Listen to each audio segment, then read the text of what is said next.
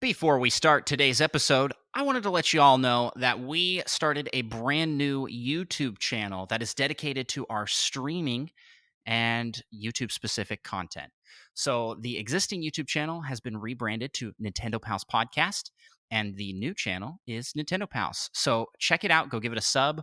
That channel has a lot of our videos that we pour a lot of time and effort into making, and we would absolutely love it if you go and check those out. Give them some thumbs up, leave some comments, even a simple thing like nice video, whatever. That helps us out a bunch as we're starting a new channel and trying to get it discovered by more people. Alrighty, on to the podcast. Hello and welcome to Nintendo Pals Podcast, episode 103. Tonight, we're giving our reactions to the Splatoon 3 Direct. We're talking about Nintendo price not going up and a bunch of community questions, including our favorite game from 1985 and our favorite genre of games. We're talking all that and more.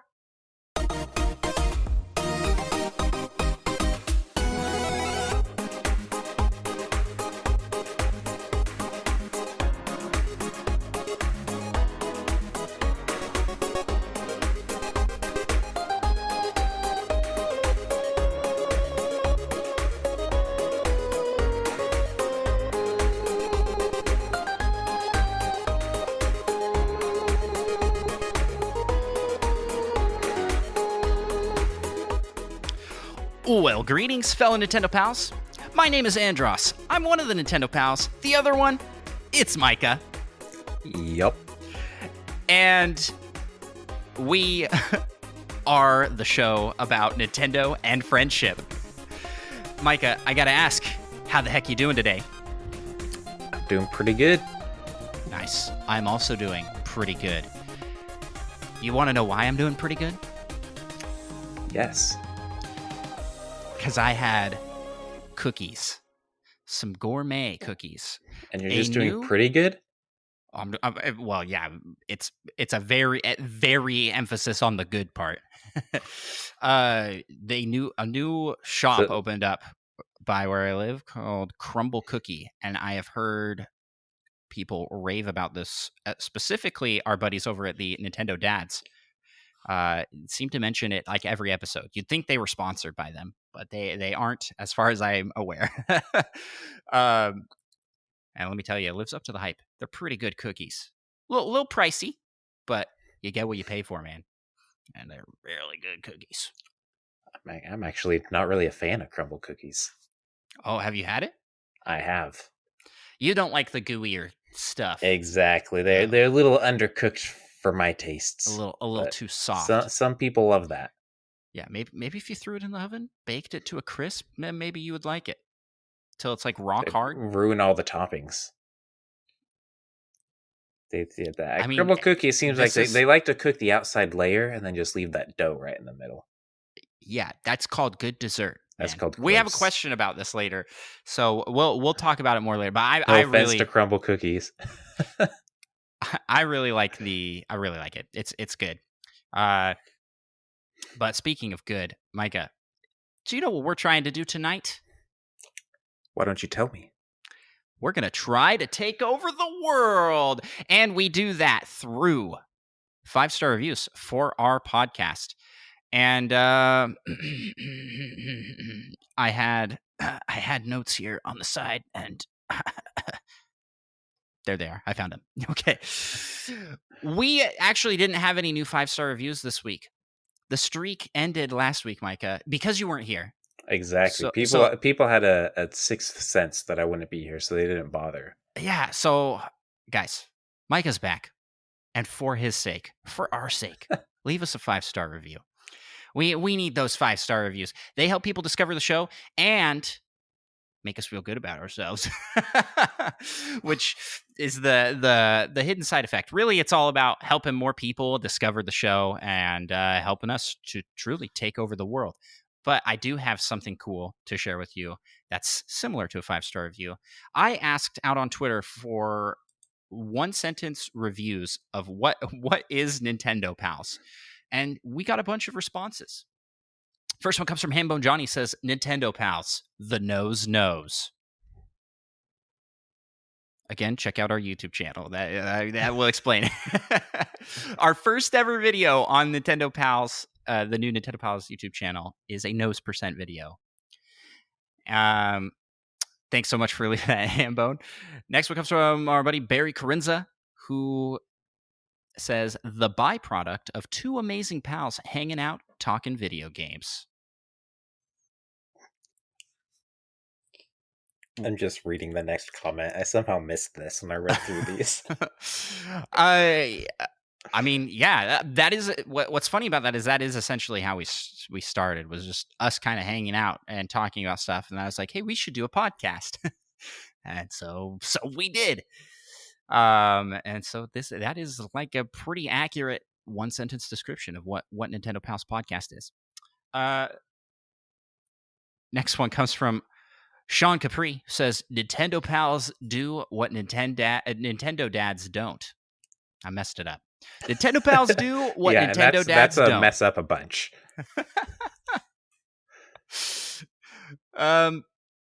Listen, we love the Nintendo dads. They're awesome. And Sean's also awesome. I don't know what this means. I think he was trying to start some beef, and I commented, said, I think he's just upset that I didn't play the Tetris Maximus Cup. He's trying to stir some contention. It's not going to work, Sean. We see above the. We see where you're trying to pull here. We see. Sean's actually going to be on the show here in a couple weeks, so looking forward to having him on. It's gonna be a good time. And Nintendo dads, you guys can come back on too. They're welcome anytime. Doors always open for our Nintendo indie podcast buddies. I did like it though. The good Sega. Like, so in this, are we Sega? I guess we are. We do what Nintendo dads don't. we're the good Sega before it kind of went downhill at times. When was that? the good part. Sega's never been good. Disrespect. Oh! Thanks so much, Sean. Next one. This is from Togopap. Just pals. Not inaccurate. We are pals. I wouldn't. But we're just pals. But we're just pals. No, that's not what Nintendo Pals is. Nintendo Pals is much more than just pals. Togopap. But I do appreciate the concise answer. You know, sometimes good to have it be short with words. Makes you seem mysterious, I think. Next one's from Chris HL94. The best kind of pals are Nintendo pals. I do like that one. You can join up and be a Nintendo pal too. Not like a host of this show, but just like a part of the Nintendo Pals community. Hit up our Discord. It's a great place to be. We got all sorts of pals playing games and doing all sorts of stuff. Two more here. We got one from Jamie, says, where positivity about Nintendo is everywhere. I like that. I think it's true. What say you? Yep. The only time it gets negative is on certain game titles that we will not mention because I don't want it to be the negative. Good old oot. The good old oot. We don't talk about oot. Except we do, like every episode somehow. Only when someone brings it up. Just because I'm still upset at you for it. I don't think I'll ever forgive you for dissing on one of the greatest games ever made. Says the person who still hasn't replayed it all the way through. Yeah, that's true. You have so many things that you're demanding I play all the time. See, where's the positivity that Jamie's talking about? Where's the positivity that Jamie's talking about? I'm just trying to bring a little positivity into your life by making you play these incredible games. As you, I think he just admitted to that Ocarina of Time is incredible. That's false. Well, that is what you said. Based off of if we just take your statements. I want to make you play this through again, and I'm just trying to make you play these incredible games. I never actually told you to play it through again. I'm just stating the fact that you haven't played it through again, even though you say it's one of the greatest games ever made. It's a good loophole. You saved yourself there. Nah, you just read into something that wasn't there. Comes from Dan Retro Logic. But we're usually positive. We're usually positive. I think positivity about Nintendo, which is true. We try not to jump on these like major hate trains that a lot of Nintendo content creators get on. Listen, you can have your opinions. It just seems like there's a lot of bandwagon, like, oh, this game's bad, wow, and a lot of the same complaints, and we just don't focus on that part, even if we agree with those points. We just don't talk. We just don't focus on that. We try and talk about things we're excited about, because why focus on the stuff you're not excited about? I think we've dived into this before, but anyways, next point here. Dan says, 2 friends sling intent to pay the rent. And I read that and was very confused for a good solid amount of time before realizing that tent was short for content. There's a little comma there. Oh, yeah. I mean, I realized that like right away. Yeah, of course. Did you? I was like, what the heck? When did we sling tents? I don't remember doing that. I learned that right now for sure. Yeah, that's a good one though. Sling intent to pay the rent. Hey, and if you want to join in helping us pay that rent, you can check out patreon.com/NintendoPals, where you can support the show at a bunch of tier levels, and it helps us out. I mean, we're not paying rent with it, but it's all going into the show, helping us grow, and yeah, it's awesome. And you get a shout out in the special Patreon PokeRap shout out, which we do at the end of every episode. So stay tuned for that. It is super fun. Micah raps potentially for the first time in your life. Rap adjacent. And I sing a lot of layers of me singing. So it's quite something. I think it's fun. Anywho, thanks so much to everybody who threw in a 1-sentence description of Nintendo Pals. This is sort of like a 5-star review. I consider these all 5-star reviews in essence. So there you go. Thanks, y'all. Micah, what do you say we jump into the first segment of our show, and let's talk about what we've been playing in What You Playing. You can go first, Micah, and not just because I've forgotten and I'm pulling it up to look at what I've been playing this week. Yeah, what are you talking about? You don't just remember everything you've been playing recently? What have you been playing? Oh, there it is. Yeah, not a whole bunch of different games, but I did play one game a lot. I'll get to that as my last one. But the classic, I played some Fall Guys and some Rocket League. Yeah. Got to get a little bit of those in each week. I missed out on Fall Guys this week. Man, next time you guys are playing, you should invite me out. I'm out of the Micah party. Yeah, this is sounding weird. We do talk to yeah. This is sounding like I'm desperately asking for play games. We play games a lot together. But yeah. So I need to jump on that. I need to fall on that. I need to fall on them guys. Okay. Yeah, probably. Yeah, but those games are pretty fun. Yeah. My favorite kinds of games, free games. But those are both free games. Now I've like, and both were previously not free. Yeah, that is interesting. Yeah, this should be the life cycle of every game. Eventually, it's free. Yeah, I like that. Like after several years, so there's like this whole group of Micah moochers that they're just permanently 3 years or whatever behind. Oh, it has to be more than 3 years, like 5 years. I guess these ones were like, well, no, Rocket League's been out forever, so it's like 10 years back. Well, 10 years so is a little excessive. You're getting like 10 years behind. Yeah, but it's funnier that way. You're like, wow, did you check out this new game on the Wii?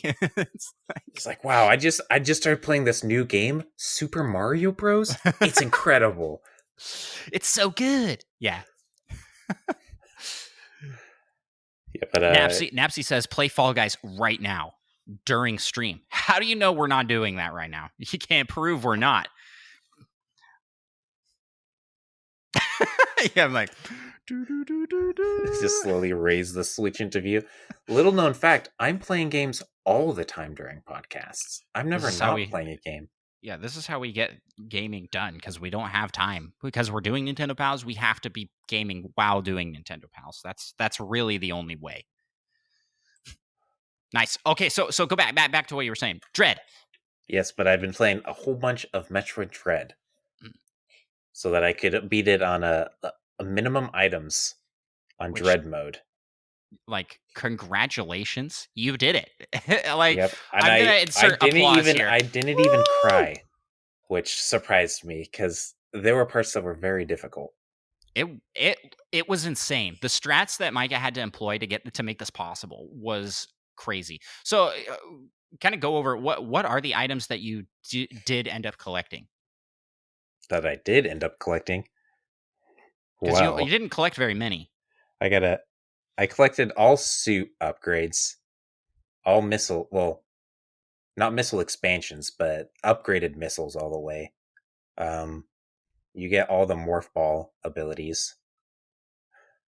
But you Let's see. skip out on like spacesuit, spin Yeah, attack. you skip out on like all like movement based things. You skip the flash shift, the double jump, and the infinite jump, and then the pulse radar. Which I mean that's not too bad to skip one. But yeah, you essentially just miss all like the movement based things, except the shine spark, which you have to use to get to places where you would normally just use your multitude of jumping. Yeah. Is that the actual like minimum amount of items that it's required to take to beat the game? I think On dread mode, on normal mode or something, or hard mode, I think as well, you can skip the ice missiles, I believe. oh, okay. But I think you have to take damage or something. I don't know what that strat is. Yeah, okay. And yeah, cuz in as well like you can't really skip the suit upgrades because they progress the actual story of getting the defeating the Emmys. Yeah, So, yeah, that makes yeah. sense. And this, I guess, this is the non-major glitch run. I believe there's an unrestricted run where there are major glitches you can do where you can skip more items, but you just like skip larger chunks of the game as well. I think. Yeah, and this took you about 4 hours? It was a little over Yep, 4 hours? 4 hours and I think 27 minutes. Crazy. So cool. So impressive. Honestly. Very cool run. Yeah, but yeah, I It have to was give fun a to shout watch. out to I think the name was EOD Tex because he's the I just looked at his run through He's the world and record holder. yeah, literally while I was doing it, I had him off to the side so I couldn't know where to go because I didn't remember. But Nice. yeah, like what he does was wild because he does it in like an hour and 38 minutes, I think. Yeah, and some of those tricks that you're having to do with like really precise jump maneuvers and like punches in Yeah, order you to have to reach like heights. use your counter after jumping off of a wall, and it has to be like practically frame perfect or Yeah, something. you'd have to do those really quickly to get a higher Yeah, to get a higher time and not die yeah, on I boss died fights. a lot on boss fights. Yeah. But kudos to you. Super impressive run. Um for me, I have been playing more Iron Bros. I got back to Iron Bros this week. Oh, I let me heard tell things you, went very well for you. it was almost as it was equally impressive to your speed run, I'm sure. If by equally impressive, I mean we probably died about the same amount. I died a lot. I died a lot, and I didn't progress very far at all. My record is still 6. I didn't even reach that this last time stream attempt. I didn't even reach 6 levels. It's hard, and there are actually not a lot of people on the leaderboard that have gotten super high. You could get in the top 10 by just getting It was like 20 20, levels. was it? Yeah. And there are people that have submitted that have like 3. I don't know why you would even submit, but but they're on the board, and I want to get on I the mean, you board. could be on the board too. Just put your Yeah, 6. Although you yeah. No, probably I, have to I have want to. like evidence. I want to get on the board, but I want to have like a slightly more impressive score than 6. I think if I get to 20 or above, I'll submit to the leaderboard, and I'm gonna keep trying because it's a lot of fun. It's even though it is frustrating, it's super fun to me. Then I've been also playing some more Spelunky 2. Been playing a lot of that with my kiddo, like I've been mentioning. He's been obsessed with that, and we're trying to beat the game together. And I'm still also occasionally going for solo money runs, trying to get the Nice. maximum money amount. And man, I've had some very frustratingly sad times. Just like then I go, okay, well, I'm gonna be taking a break for a little while, And and that break maybe usually lasts like 1-2 days. yeah, maybe during those breaks I'll play some Mario Kart 8 Deluxe, especially those DLC tracks. Super fun. Besides that, not a lot of gaming. I've been doing a lot of video editing, so if you want to see what I've been up to, check out our YouTube channel. Again, plugging that. Seriously, I put so much work into that. So any help we can get, man, spreading the Looks like you word. should probably explain the Iron Bros. Iron what now? Oh, I didn't see that comment. Sorry, Napsy. Yeah, so Iron Bros. Super Mario Maker 2 is a challenge where you play through 50. The goal is to play through 50 levels on normal endless mode, normal difficulty, but you have 1 life. If you die at all, you have to reset, start over from the beginning. You have more lives than that in game. Like I think Mario starts with 5, but if you die, you're supposed to reset. It's like a self-imposed challenge. It says gross. The gross part of it is People. there are just some levels that are so bad. Pick a pipe, the worst. It's like, oh, pick one of these. It's random. 3 of these pipes will kill you, and 1 will be the one you need.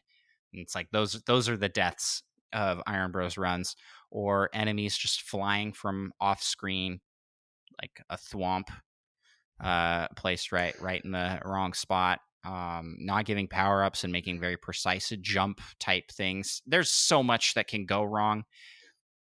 It's I described it last podcast episode as like Uno. It really is just what cards you're dealt, and hopefully you can play them in the right order, or you lose. That's it. But Uno's fun. Uno has some fun to it, and this has been a lot of fun for me. So I've enjoyed it, and that's what we've been playing. Well, Micah, what do you say we head to the next segment of our show? But wait, before we go to the next segment, we got to tell you guys about our sponsor. Yep. Support for Nintendo Pals is brought to you by Manscaped.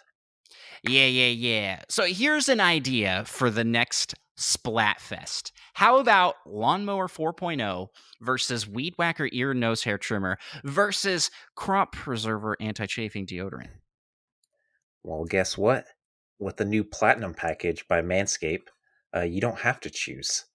Because inside of this Platinum package, you'll find the Lawnmower 4.0 trimmer, Weed Whacker Ear and Nose Hair Trimmer, Crop Preserver Anti-Chafing Deodorant. Yeah, I got a bunch of that stuff right here. The trimmer is actually super nice. And the Platinum package also includes, which I don't have to show off here, but the Platinum package also includes the Ultra Premium Body Wash, Ultra Premium 2-in-1 Shampoo, the deodorant, which that's been my main use deodorant for a while now. I like it a lot. It smells great. And the Crop Reviver Spray Toner. Plus anti-chafing boxers and the Shed travel bag. So you can hold all that in a nice bag. Very nice. And did I mention the trimmer is waterproof too? You can use it at the beach, lake, or your shower. And this razor will devour even the strongest hair. Yes. That's splatterific, off the hook, or whatever the hip squid kids are saying these days. Yep. So dive headfirst in a splat-tastic summer by going to manscaped.com for 20% off plus free shipping with our code NPALS.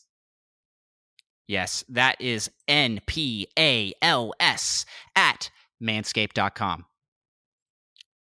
Help us out, support the show by checking out Manscaped, getting something over there.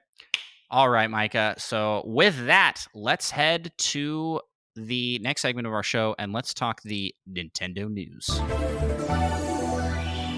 Oh, we got a lot to talk about, especially with Splatoon.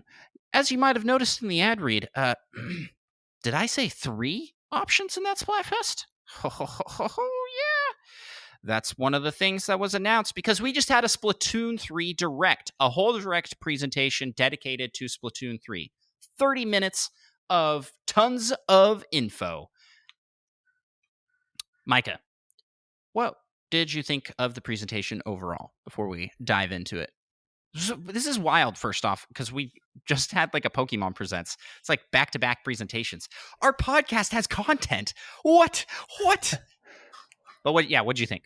Yeah, I enjoyed it. They didn't really show off much that was new, I guess. It was mostly kind of all within the realms of what I expected, besides a couple things, which I guess we'll get more into. But yeah, I enjoyed it. They showed off quite a few levels. That they did. I thought it was good. It wasn't as high octane as I was expecting. Like I don't know. I just have this image in my mind of like, oh yeah, Splatoon 3. It's got this kind of like high energy, and at least for the start of the presentation, it felt kind of chill. Like this is what Splatoon is. And when it started with like explaining what Splatoon is, I was like, oh no, like is this what the presentation's going to be like? It's going to be, but it actually dove into quite a bit of information, but it didn't ever feel like big reveal, I guess, or like anything super hype happening until we saw the big man. That's true. Yeah, we'll get to that.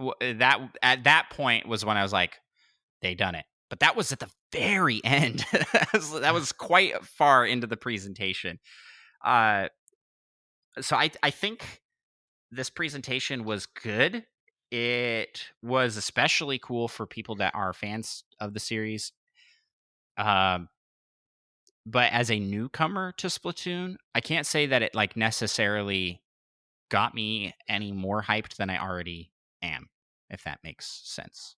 There's a lot more information, but it felt like information, nothing to like get super pumped for. That's just where I'm at. I'm getting the game. But this presentation didn't go like, oh yeah, now I'm sold. It was just like maybe because I already am sold. I don't know.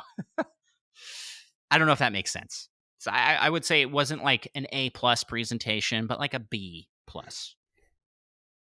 for me. Yeah, it just gave a lot of information about what the game is about. So I mean, I feel like it will help people make an educated decision because they know what they're getting. Yes. Yep.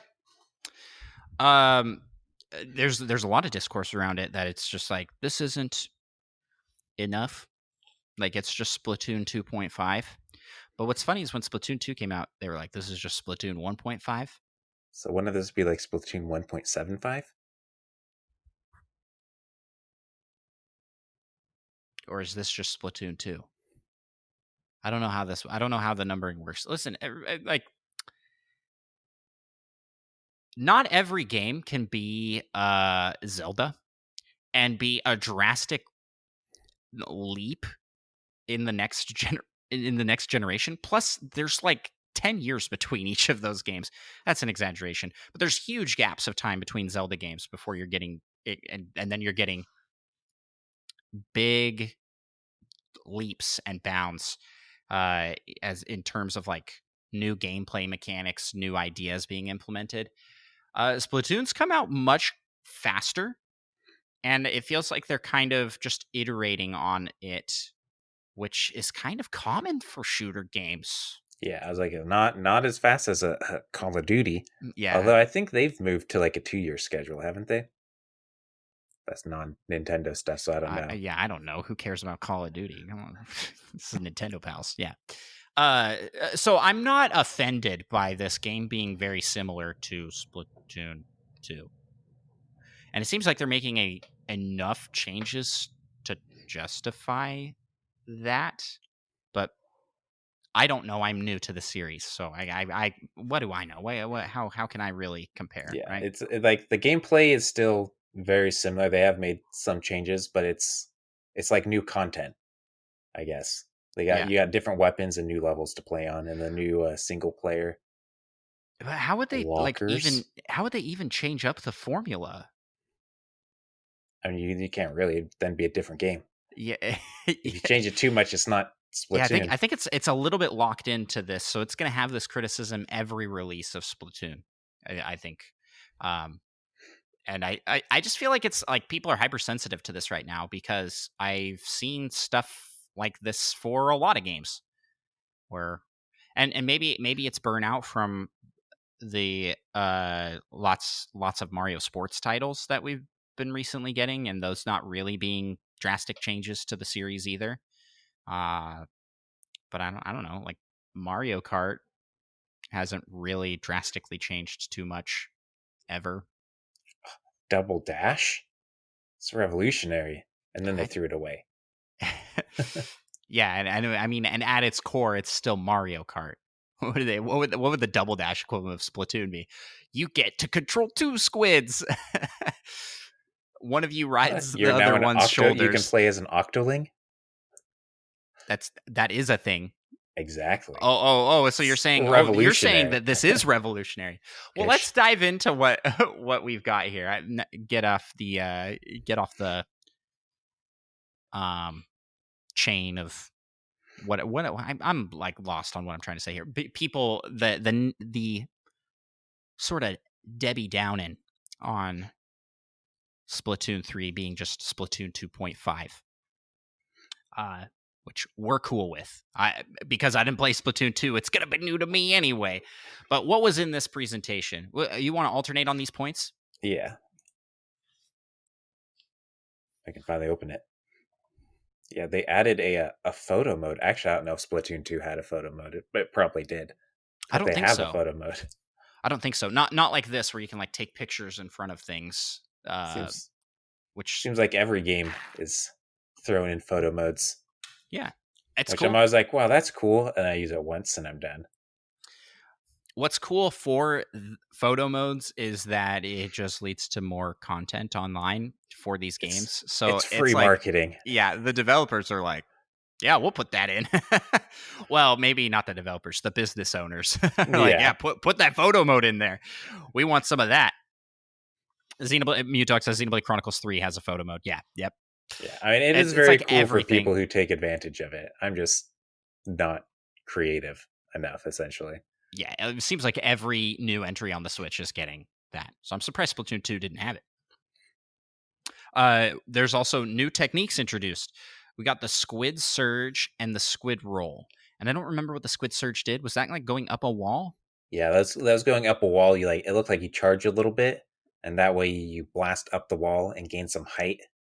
You can shoot down a little bit or something instead of And just slowly going up and barely popping over the edge. yeah, and then squid roll was kind of like a dodge roll while in squid form that lets you like Yeah, it swap also lets directions you really fast, flip backwards. and it deflects paint a little bit. Um, Yep. So that seems pretty cool to me. Before we jump too much farther in here, you didn't mention this, but you aren't new to Splatoon. I'm new. I'll be new to Splatoon in this game. Like this will be my first Splatoon game that I purchase. I have played the games, but didn't buy it myself. But you got Splatoon 1 and skipped on 2, Yep, I got the original, and I was like, "Wow, this is gonna be fun to play with all my friends." And then no one got it. and then I didn't get it yet. Yeah, all my friends. You didn't get it, so no, I had no one to play with. Yeah. So, but now we're gonna have lots of friends, lots of pals to play it because our community is very excited about this game. I think most people are planning on picking this one up, which is pretty exciting. And great because there's some multiplayer features that they've added. But before we jump into that, new battle stages.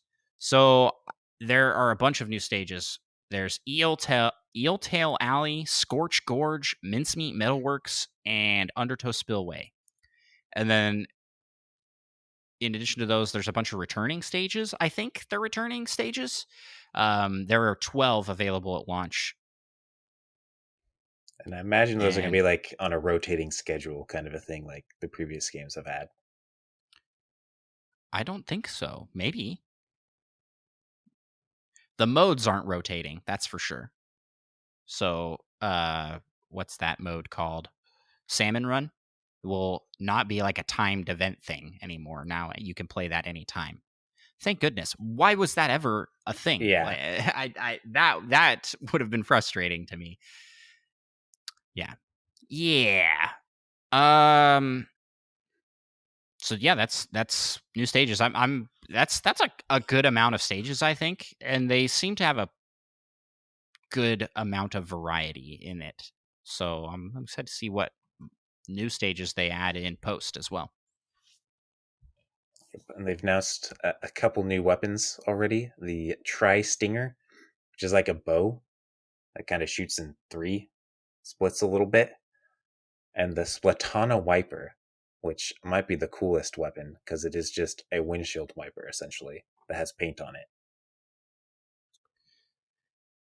Yeah, I'm actually I that was my favorite looking weapon out of all the weapons. I was like, I kind of want to play with the Splatana. Yeah, I was always a paint roller kind of guy in the original So Splatoon. you'll probably like the Splatana then, because it's another like Yeah, I like the close combat. melee weapons because my aim is garbage. Yeah, the Tri Stringer honestly didn't look that cool to me.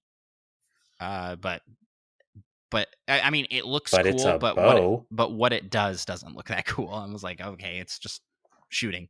They didn't really talk about it as much as they talked about the Splatana. They're like, it's a bow. You guys know what the bow does. That's it shoots. It shoots 3. You're good. And then in addition to those base weapons, we got special weapons.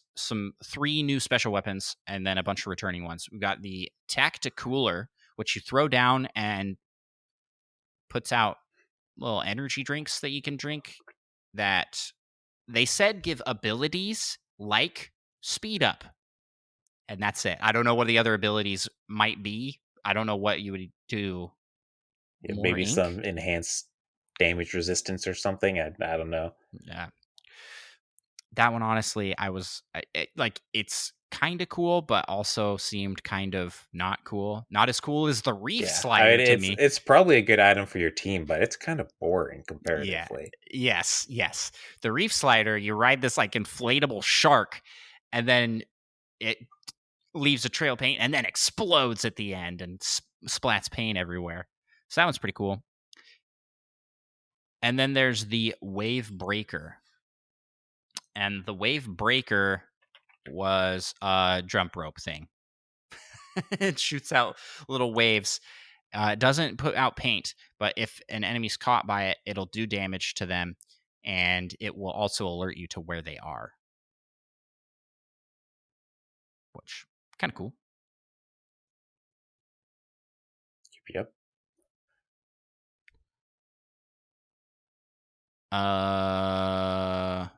Next, it's you. They still have amiibo support, and they're having new and returning.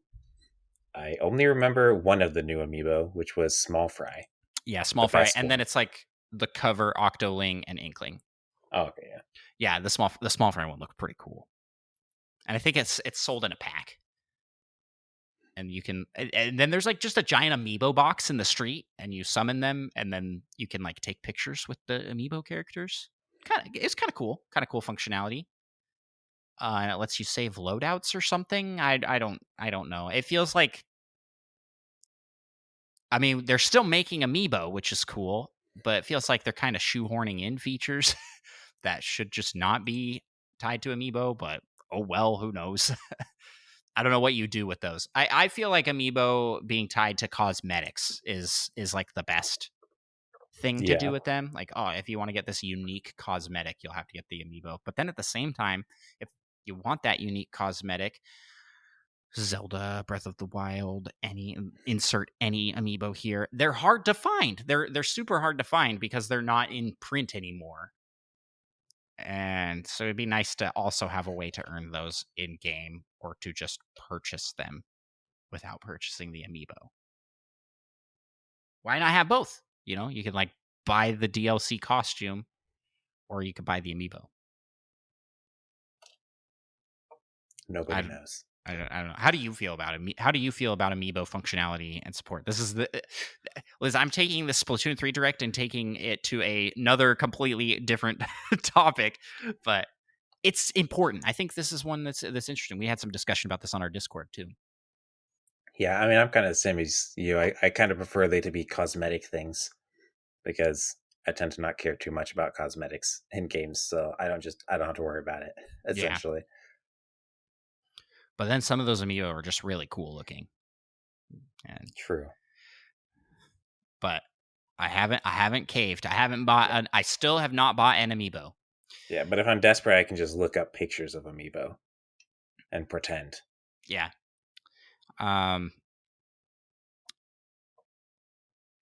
We got a new band, a new singing duo, trio. Yeah. This part of the presentation really got me. So they show these squids. I'm like, what's the point? They disrupt the program. It's a false ending. They're like, all right, and that about wraps it up. I'm like, there's like 10 minutes left. And then these squids come on and they're like, we are deep cut. And then I realized that Big Man was not a decorative wall behind them, but an actual member of the band, and he's my favorite. By far. No offense to the other members, but he's the best. Yeah, 100%. I think the world needs Big Man. I do think that. Also, we got Zachary jumping into chat. Welcome. Thanks for hanging out.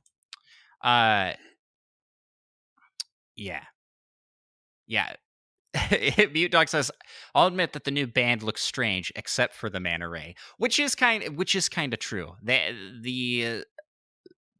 So we've got Fry, Shiver, and Big Man make up the band. The music's still kicking and awesome, but they are kind of an odd design. They're unique design.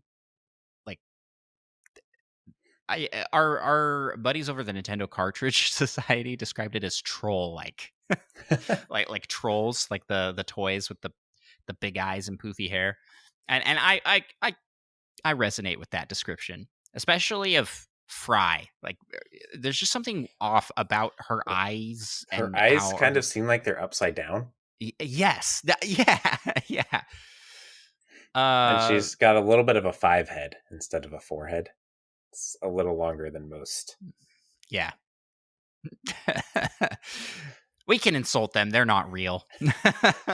But someone designed them. And Shiver, not as odd looking to me. But Big Man was by far the best looking character. And he had this like weird hat with a chin strap that went like right below his eyes. not down to his mouth, because he's like a manta ray, and his job at the studio is to hold the TV, and he says a lot. He doesn't actually talk, he just says a, and it's translated and everybody understands what he's saying. Kind of like how Micah just says yup, which means thanks for having me on. Like we should add parentheses to every time you say yup. There's actually some huge sentence behind that. It's its own language. Hey, yeah. So there you go. Deep Cut. Good name for the band too. Yeah, and I mean, of course, they're bringing back Splatfests, but instead of just having 2 sides this time, they will have 3. Yeah. And that's hence the 3 members of the band. Why did they go with the manta ray? Oh, I am not upset about it, but I think it's hilarious and Because manta probably rays live in the ocean. true. True. And his name is Big Man Ray, which is a Mm, great. They have such great puns in this game. Yeah, so 3 sides. So you can side with one of the 3 singers and their cause. yep, and that also changes up like the battles because they mentioned this like they're in like 2 parts now. Seems like they have a regular fight, I think, as like the first half, and then the second half, depending on which team is winning, they'll have 4 players that kind of start in the middle of the map, and the other 2 teams will have just 2 people, but they'll be kind of flanking them. Yeah, So I didn't understand the whole logistics, but I do understand that in the turf war for Splatfest, there are 3 sides, and yeah, you've got the 2 losing teams on either side, and then the ones at a disadvantage in the middle with 4, and then the 2 side yeah, teams have 2. So it's still 8 versus 8, and I think this is just to try and balance it and make it fair. Uh, but it does feel a little weird to have there is a team of 4 on there. I feel like this could backfire and that team could dominate, but they are at a pretty big disadvantage tactically where they start on the map. yeah, because the other 2 teams kind of get free real estate in their spawning area. Yeah. Seems like, well, the big teams just they have to fight for everything they want. Right. Right. So that's exciting. And then there's a lot of customization. Not you don't get your own apartment like people were hoping. You get a locker instead. Isn't that nice? Even better. um so yeah, you can customize your locker. You can even put your own photos in it. And Micah, you were I'm talking. excited. Yeah, you can just. I want to put a bunch of photos of pictures of my locker Yeah. inside my locker. And then in addition to that, we can now customize splash tags, which is just kind of like your you'll have like a title and a background, which is kind of standard among a lot of these online multiplayer games at this point. Yeah, Been a Fall thing in Guys and Rocket yeah, League yeah, both. been a thing in Rocket League forever. And in a recent Nintendo example, Nintendo Switch Sports has the same kind of deal. So very cool. Mhm. And they are also adding achievements, I don't remember them which I talking was like, about I this, don't remember that either, to be honest. but it's in It's our something list. you did. Yeah. So there it is. um, there's also like a new app that you can use that does stuff, and I didn't understand that either because once they say Nintendo Switch Online app, I just kind of It's like, well, I'm go not to using that. I was like, yeah, I just kind of zone out into a place that just doesn't pay attention, and I should have looked it up and reread that, but yeah, so it's there if you're into that. Yep. And they added a new mini game, Table Turf Battle. It's almost, I don't know if anyone's played Blockus, but it kind of makes me think of that. That did kind of look like Blockus, yeah. You're like putting in spots to try and take over the most spots on the board, Yeah, using like kind of weird Tetris shaped pieces. and it's like it's and then it's set in world, like in the Splatoon universe. You go to these like little convention centers, kind of like Magic the Gathering shops, and you play against other players. I It looks interesting. It's like really random, and this part of the presentation. This was the part where she was like, "All right, well, whew, after all those announcements, I need a breather." And there's like a solid like It's like 3 seconds or 3 second something. pause where I'm like, "Is she actually just not going to say anything for a good chunk of time here?" And then it just went way over the top, like, new card game. You're gonna love this game. You're gonna be playing all these cards. Yeah. And it was like so intense. And that was the high octane part of the presentation that I was expecting from the get-go, but they threw it in on the card game, I Yeah, about guess. this like card tabletop game. Sure, why not? I'm excited for it. I'll play it. Yeah. Seems like a fun game to play, especially in like handheld. For sure, for sure. And then next we've got Anarchy Battles, which is just ranked. That's the new like ranked mode, and you'll be able to play solo and team Anarchy modes for a variety of the game styles. Anarchy, yeah, woohoo, Ooh. yeah. Yeah, and they have a Fight the power and what not. they added lobby ghosts, which are well, from my understanding, essentially just your friends playing online. They have the like holograms that you Yeah, can and you go can to and see like what they're doing. join their games or invite them, kind of a thing. And they have training, which I think they've had in like all of them. You can just shoot some kind of balloon things Yeah, but until they in pop. this, the training is available to play while waiting for matches. Yeah, So there's something to do rather than just sit there or play some mini game. I think in the first game you had like a little squid jumping game, which is pretty fun. yeah, that's right. I'd forgotten about that. That was awesome though. Um, so yeah, now you'll be able to like practice while waiting for matches. And it just looked there were a lot of different options in here, but it looked like it was much easier to join a party and form a party with your friends, which I have heard is a major complaint for the previous two games. So they just did not have a very good lobbying system and partying system. It was Yeah, kind so of hopefully they complicated. fix that this time around. It looks like it, but I guess we'll have to see once it's out and we can actually get our hands on it and try it. And then if you did play and do have save data for Splatoon 2, you get some bonuses. I missed this in the presentation, but saw this in the news afterwards. There are 3 gold Sheldon licenses that you can get if you have save data. And those Sheldon licenses are like how you get weapons. I don't quite understand how they work, but that's how Yeah, you you like unlock also weapons. apparently like supposedly need to be a high enough level or something Yeah. purchase certain weapons. So that one, you get gold licenses regardless of player level. Um, you can join Anarchy battles from the start. So you start being able to play ranked battles, where everybody else is going to have to like play up on non-ranked before they can do ranked, which Yeah, I think makes sense yeah, to that's like do. standard for like every game that has a ranked mode. Yeah. Well, a lot of games, I should say. Well, and it's probably to make it so those ranked matches are a little bit more interesting for the players that are into it already and are going to be getting into it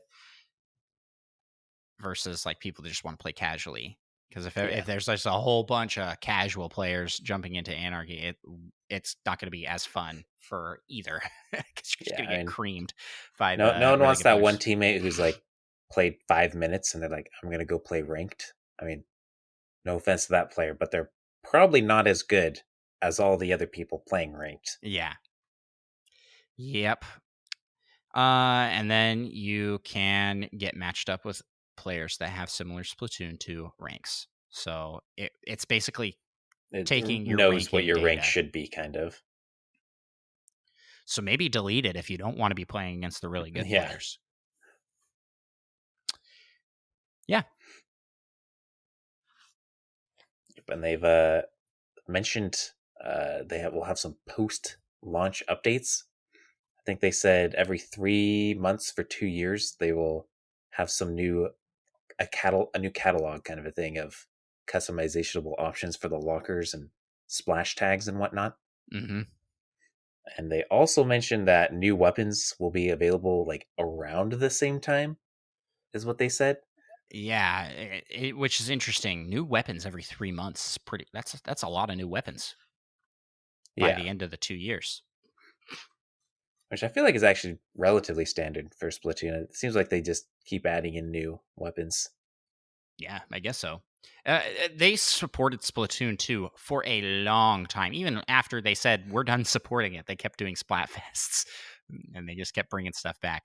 So I'm excited because this Splatoon just gets a lot of support, and unlike some games, strikers, it Hey, there's still support that could be coming. could be coming. Yeah. But yeah, but it was very nice to just get a every 3 months for 2 years, you'll get these Like a things. schedule. Yeah, Yeah, like hey, this is what we're planning on doing. That is so nice and so not Nintendo. yeah. I think Ah, maybe what a like the weapons, they're planning on doing the same thing, but maybe they'll need a little more time for balancing certain mm, things. mm. That might throw off the schedule a little bit. Well, in addition to the free post-launch updates, which we mentioned earlier, levels will be included in those free updates as well. There's going to be DLC. It was specifically large-scale paid DLC in the future, and the cover of that showed. I don't remember what Silhouettes their of names. people.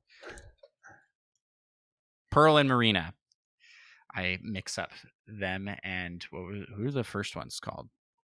I remember Marie and like Callie and Marie. Callie Yeah, Marie. Pearl and Marina showed silhouettes of them. So looks like the paid DLC will have some story element that has to do with them. Because Callie and Marie were shown off in the story trailer already, so they're just going to be part of the main game story. Struggling to stay relevant, all these other new hit bands. Big Man coming in, really taking all the fame. And what are you going to do? You're just going to be relegated to DLC. That's what's going to happen. They're the has-beens of they're the has-been bands of the Splatoon world. Because I saw a picture someone posted on our Discord of the character Merc. I don't know how you say his name, but there was the same character in Splatoon 2 is like a little kid, and then in this one he's like a definitely full-grown, maybe teenager. Yeah, And but how fast do they grow? Is the yeah, thing. that's I don't that's remember what kind of sea life species he was. that's the question. Who knows? So this could be taking place a good chunk of time after. It is at least post Splatoon 2 that it is taking place. There were a lot of characters introduced into this game. In this presentation. What's the little snail guy? Yeah, I'm talking about like that was. Yeah, they had to zoom in on him so you could see him better because he's real small. Yeah, that was my favorite. I don't remember what his name was though. I have to look that up on the side. And while you do that, I'll mention the next point here. Miiverse is back. Kind of. You can draw pictures just like you could in Miiverse on the Wii U for Splatoon, but it's just like a Splatoon exclusive feature. So you can draw pictures and you can do horizontal and vertical landscape and portrait, however you want to say it, and do little doodles, and those will be shown off. So can't wait to report all the doodles that are of things that I don't want to see. Yeah, which That I seemed actually to, never had that issue with Miiverse. I don't yeah. think I. I think it's kept pretty safe, which is Yeah, nice because yeah, it's but a it very looks like the snail's name is Nails. nails. Nice, nice. Yeah, there were a bunch of shops shown off. They showed a clothing store, the weapons store, and the customize your stuff store.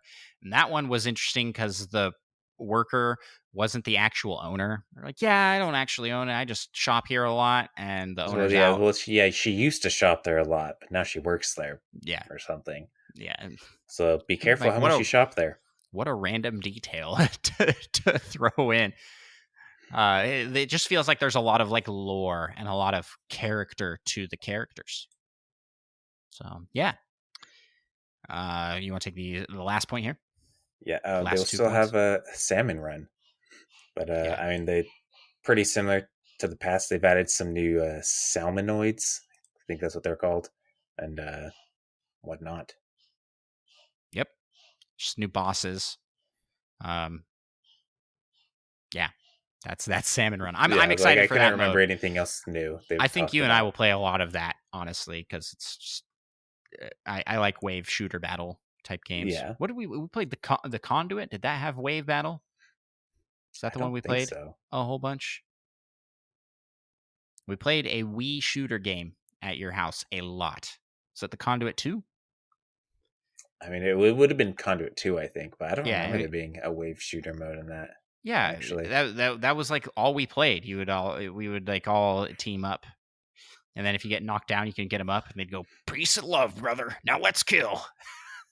You don't I remember have that? absolutely no recollection of that. How am I remembering this? It's What? your game. We'll have to fire that back up. Well, all my brain power that is regarding Conduit 2 just goes to the ending of the game and Yeah, how yeah. bonkers it was. We're here to help. Says George Washington and Abraham Abraham Lincoln. Lincoln as they walk out of a portal wearing like fancy power armor And we'll never spacesuits. know how that series ends. For real. Sad cliffhanger. Hashtag bring back the conduit. And then the last point we want to talk about in the presentation is that the story mode was highlighted again, and Return of the Mammalians. The Octolinks have hair now. Yep, not just on their head, Hey, all over their Octolinks, body. you can get that hair off your body using code NPALS at manscaped.com. All right, let's head to the next news item here. Yep, and it's more Stormblast. Stormblast is like, that sounds familiar to me. I think you're right, Andros. He is one of the posse. So yeah.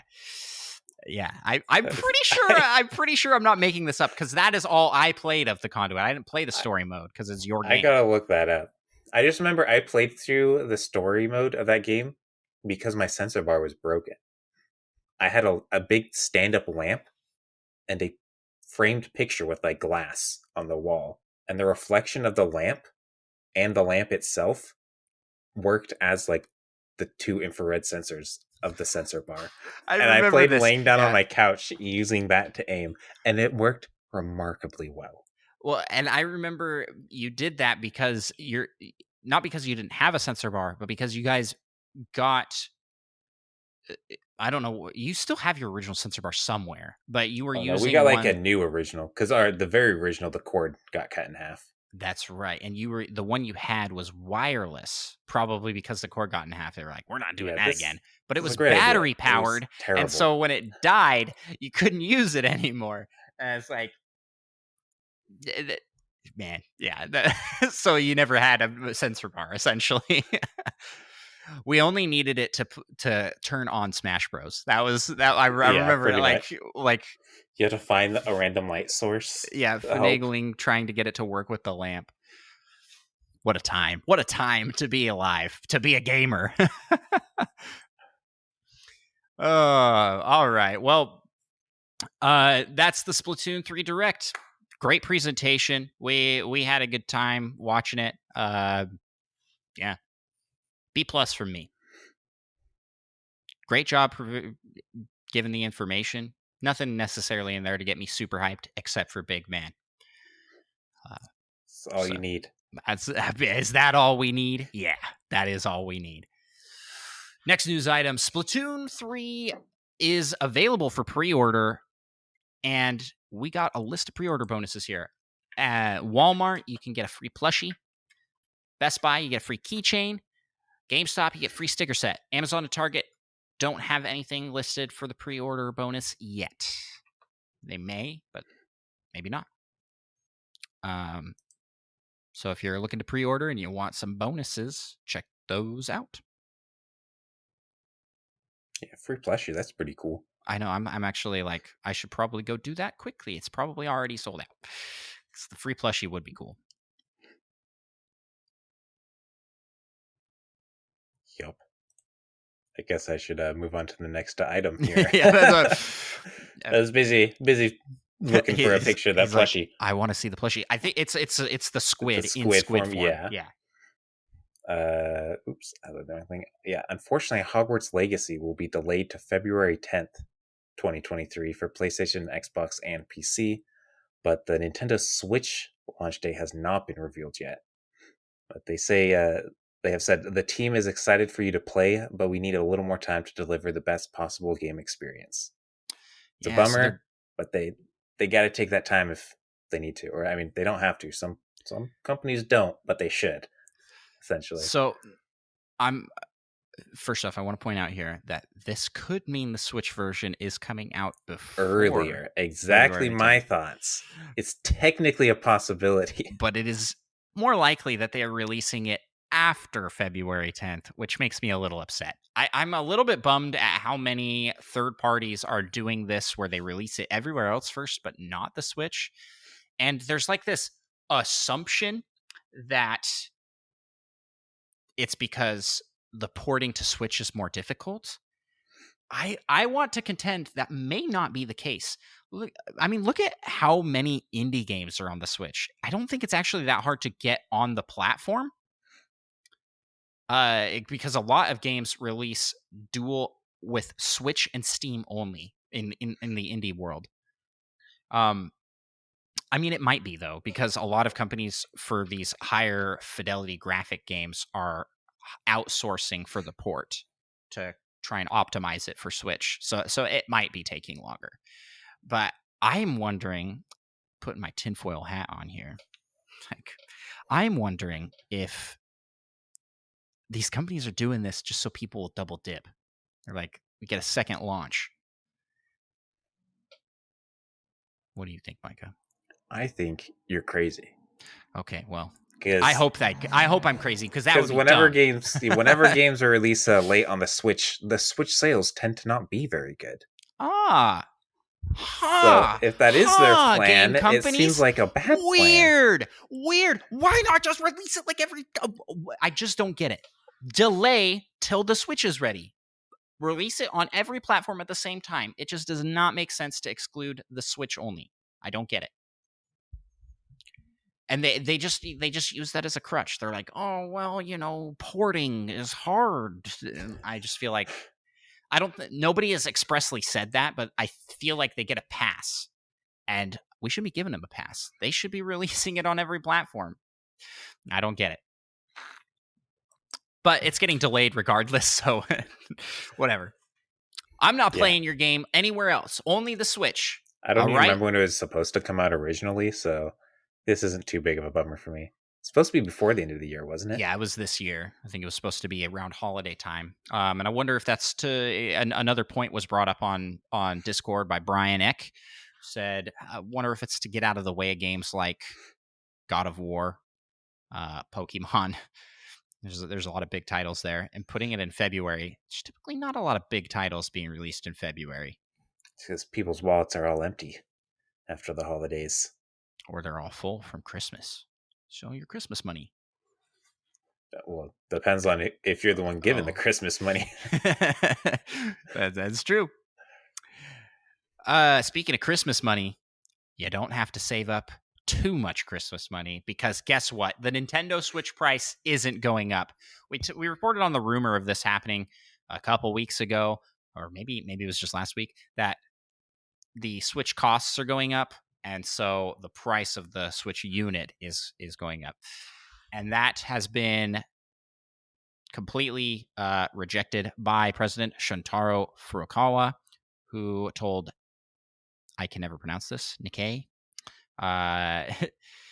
who told Nikkei, who this report comes from, that the company wants to, quote, avoid pricing people out, close quote. And I think that this is cool. This is a win for President Shuntaro Furukawa, who could have very well taken the route of raising the price with the company, but I think it gives good. It's a good thing that they're keeping it the way it is. Yep.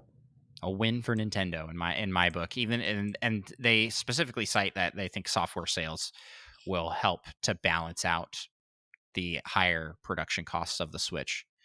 So, but what does this mean? We're not seeing a discount. That's for sure. Yeah. We're not going to see a discount on the system anytime soon. Yeah, that's all I got for that. Yep.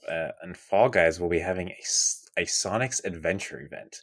Yeah, that's going on right now. Oh, it's already started. Yeah, and it may be close to or ending by the time this is out. So maybe I shouldn't be watching live if you want to participate. Yeah. If but not, it looks pretty sweet, to be honest. yeah, you I can bet. finally not only play Dr. Robotnik's Mean Bean Machine, you can be a Mean Bean Dr. Robotnik.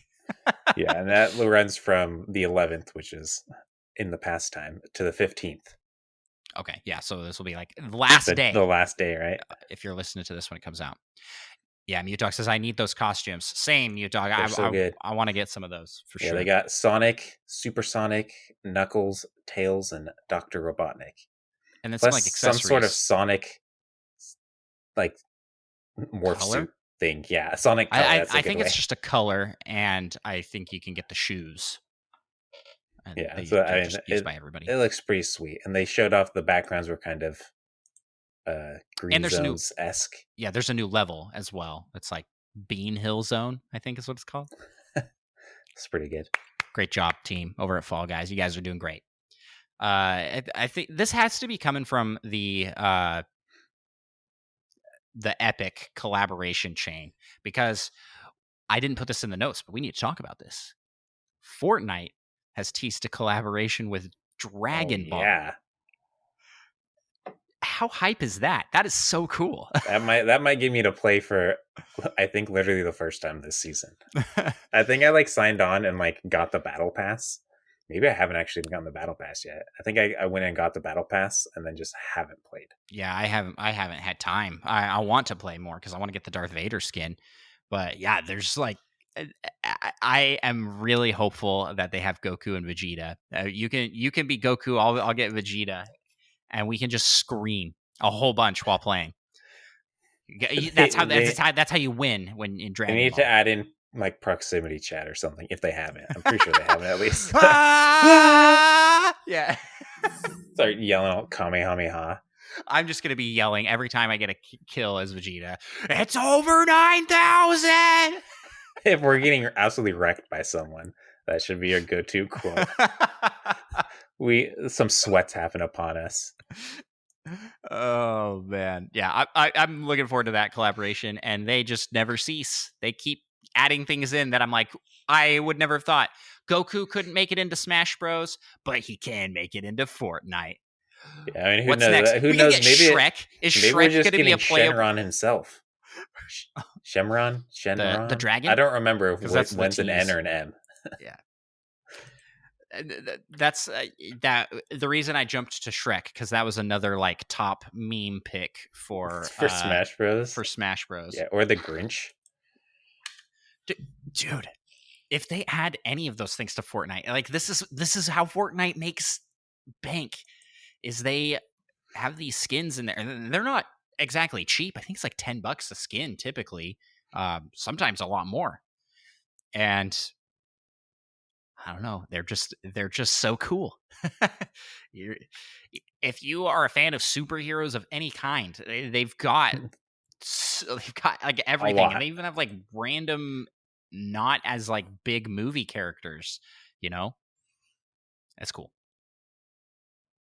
Anyways, next news item. Is this one me? Yep. Okay. Kirby's Dream Buffet. I would have said Buffet. yes, though. So Kirby's Dream Buffet has a release date. It is launching the 17th of August, and it will be $15. And it, the comparisons to it being like Fall Guys, I think are warranted at this point. What it looks like is you play through. It's not knockout. It's not battle royale style, but it is racetrack followed by get thing game followed by battle. And so it's kind of like just get the highest score among those. And you get a bunch of costumes and unlockables and things. This seems so close to being just fantastic. If this was Fall Guys, if there were 99 players or some huge amount of players, 35, this would be a big hit, I think. But the fact that it's only 4-player, I think, is a little bit of a detriment to the style of game that it is trying to be. Maybe a bad take on my part. I'm probably picking this up. I am picking this up. I think I've settled I will be getting it. Yeah, it seems a little more targeted to be like you play with your friend group and you don't really play with your friend group against random people, kind of a thing. Yeah, and this just seems like the type of game that needs that you can play with random, and it can be Yeah. it's a big I mean, group. I'm assuming you probably also can play with random people, Yeah, but with only but 4, it's like, I don't know. then you don't have to worry about everyone just getting in your way and being the worst. Yeah, but here's the thing: is like this was their opportunity to make a good like online. There's besides Tetris 99, there isn't really like a Nintendo focused battle royale, and I feel like this was that opportunity. Same with Mario 35. Still upset about that being deleted from existing. That was such a fun game. I miss it. I want to play it again. I had a good time with it, and they could have just kept going. Like this, the thing with this game and with that whole Mario 35 is there's a market there, there's an opportunity there, and they're just kind of letting third parties fill that void with Fall Guys, with Fortnite, with well whatever. Insert battle royale party game here. Anywho, last news item. Or no, That's second to last. second to last news item. Go ahead. Yeah, the Kirby 30th Anniversary Music Fest was streamed Yeah, yesterday as of the recording of this. Yep. So you can check that out now. It is still up on YouTube. I was listening to it before we went live, and it's very good. It's very good, actually. I didn't understand any of the speaking parts, but they have Kirby up on there, and they talk with Kirby, and but the music is just so phenomenal. I would love for something like this to come stateside, or somewhere near me where I could go and listen to a live band, like huge orchestra performance of video game soundtracks. I'd be all over something like that. And then the real last news item of the night. This is huge. Honestly, this was probably the most exciting news to me this week, and I don't even play this game. New cheats were found in Super Punch-Out for SNES.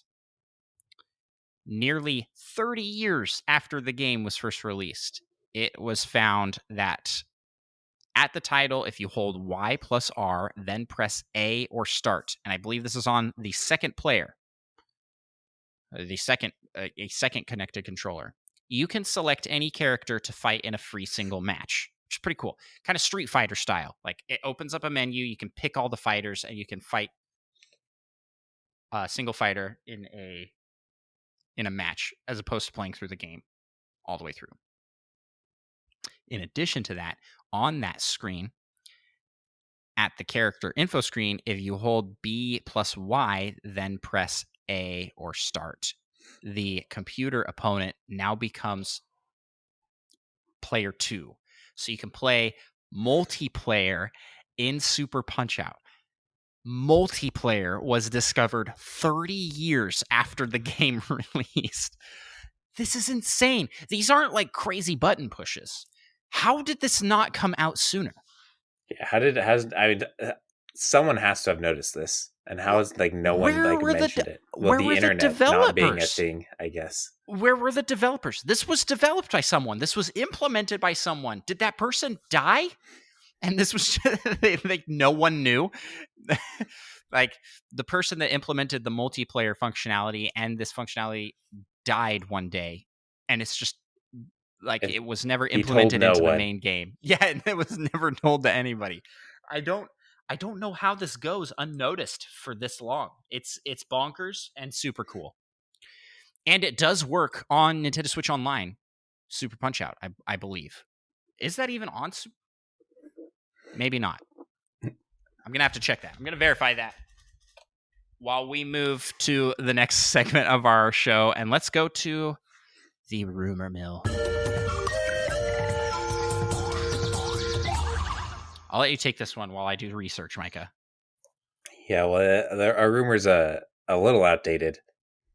There was a Monkey Thunder saying they think we'll get a Splatoon Direct this upcoming week, which we have gotten. No. The part after that. Well, yeah, but That's not I was outdated. getting to that part. Oh, okay. I was like, Yeah, it's outdated. I just copy pasted. I should say half of Listen, it's outdated. this rumor comes from a very reliable source, the source of almost all news on this show, Monkey Thunder QTH12. If he's here in the live chat, fantastic guy.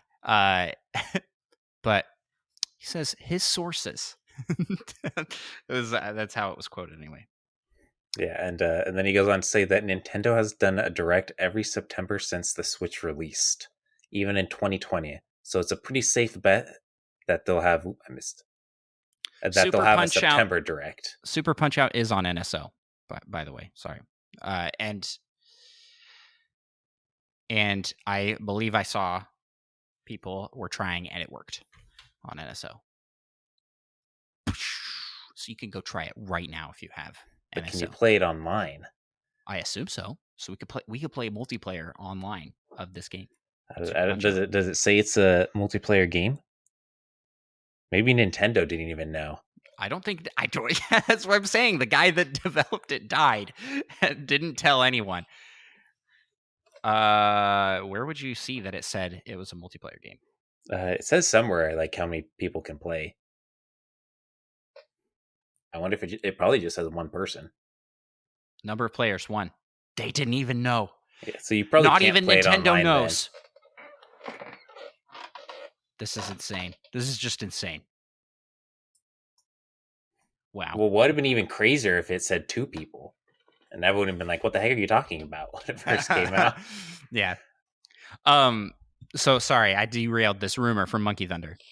Yeah. Monkey Thunder was just saying that they think that there will be an upcoming direct this September because Nintendo has done one every September since the Switch released, even in 2020. Yes, even in the year of the dreaded no directs ever. That was the only one they had. What was it? Was it a small one? I think something like that. I don't remember, but they've had one. So we'll see. I think this is an accurate prediction. It's about time. We need some more information on stuff coming up because we're getting to the because they're running out of time to tell us that Prime 4 is releasing this year. True. And if you want to know what's in the next Nintendo Direct, you can check out the brand new video that we put up on our YouTube channel where we used AI to predict the next Nintendo Direct. It's actually a remaster of an old video we did, but it's on the new channel. So if that makes any sense. But looking forward to Donkey Kong Rocket Rescue. Oh, yeah. With that, let's move on to the Community Corner. We got a lot of questions to talk about. First question. So for those new here, the Community Corner is community submitted questions and topics. Typically related to Nintendo. Sometimes we get ones that aren't really related to Nintendo. But we answer those. We just answer what do you want to ask? What would you like us? Because we can't come up with good content by ourselves, so we outsource to you, the community. Thank you for submitting questions and topics. We've had people go like, "Oh, we've had people ask me and Micah like, this is weird that we ask questions every week," or like, "Don't worry about it. Like, just super ask away, ask away. Never feel like you can't ask a question. Even if you're someone like a lot of our pals in the community that submit questions almost every week, we love them. We what would we do? What would the show? The show would have ended if you didn't have that. So let's just go to the first question and not choke. First question is from Parbran, who left this question in a 5-star review on Apple Podcast. Parbran's always got us over there on Apple. Says, "Hey, Andros and Micah, so what's your favorite dessert?" My favorite dessert is brownies. And do you ever do Twitch raids? Also, so we'll answer those questions first. What is your favorite dessert, Micah? Probably some good old homemade ice cream cake. Take a bottom layer of crushed up Oreos, then you put down your favorite ice cream, which for me is uh, mint chocolate chip. Then you get some fudge, and then some whipped cream on top of that. Delicious. Not a sponsor, but I have my crumble cookies here. Product placement. Product placement. If they want to sponsor us, I'll gladly take that sponsorship. They'd have to send us cookies every week for you to eat on the podcast. Dude, That's the only payment. Sign me up. I'll take it. Because I do love me some cookies. Is that my favorite dessert? Probably not. A younger me would have said s'mores are my favorite dessert. But an older, more sophisticated Andros doesn't like to get messy. And s'mores are very messy. They are delicious, but they are very messy and maybe a little too rich. I will probably say that I just like a good old gooey brownie. Weak. It's good. That's what he said. It's a cop out. It's a cop out. I like. I mean, you know what I should get? You know those like brownie cookie sheet pie tin things or whatever that have all those squigglies going through them, so that every piece is a they're corner? all edge piece. Yep. I need one of those. Yeah, then you would join me in loving the brownies. I do really like brownies, but they have to be cooked enough, not gooey. You get some ice cream on top. It's really good. And then I've kind of moved away from liking ice cream. Again, messy. I'd prefer a milkshake over ice cream. Less to clean up. What? Ice cream messy? I mean, maybe if you get in a cone or something. Yeah, if you're getting in a cone or in a bowl, it gets all messy on the bowl. You got to do like a milkshake and a nice. You realize cups are things you also have to clean, and they're harder to clean because you have to like reach in. What? I don't. Listen, I just like milkshakes. Milkshakes are good though. There's a convenience to a milkshake. It's easier to eat, I guess. Which that's part of the problem. You eat more because it's easier to eat.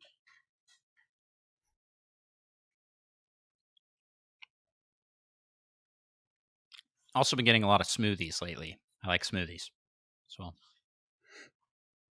So yeah, I just love dessert.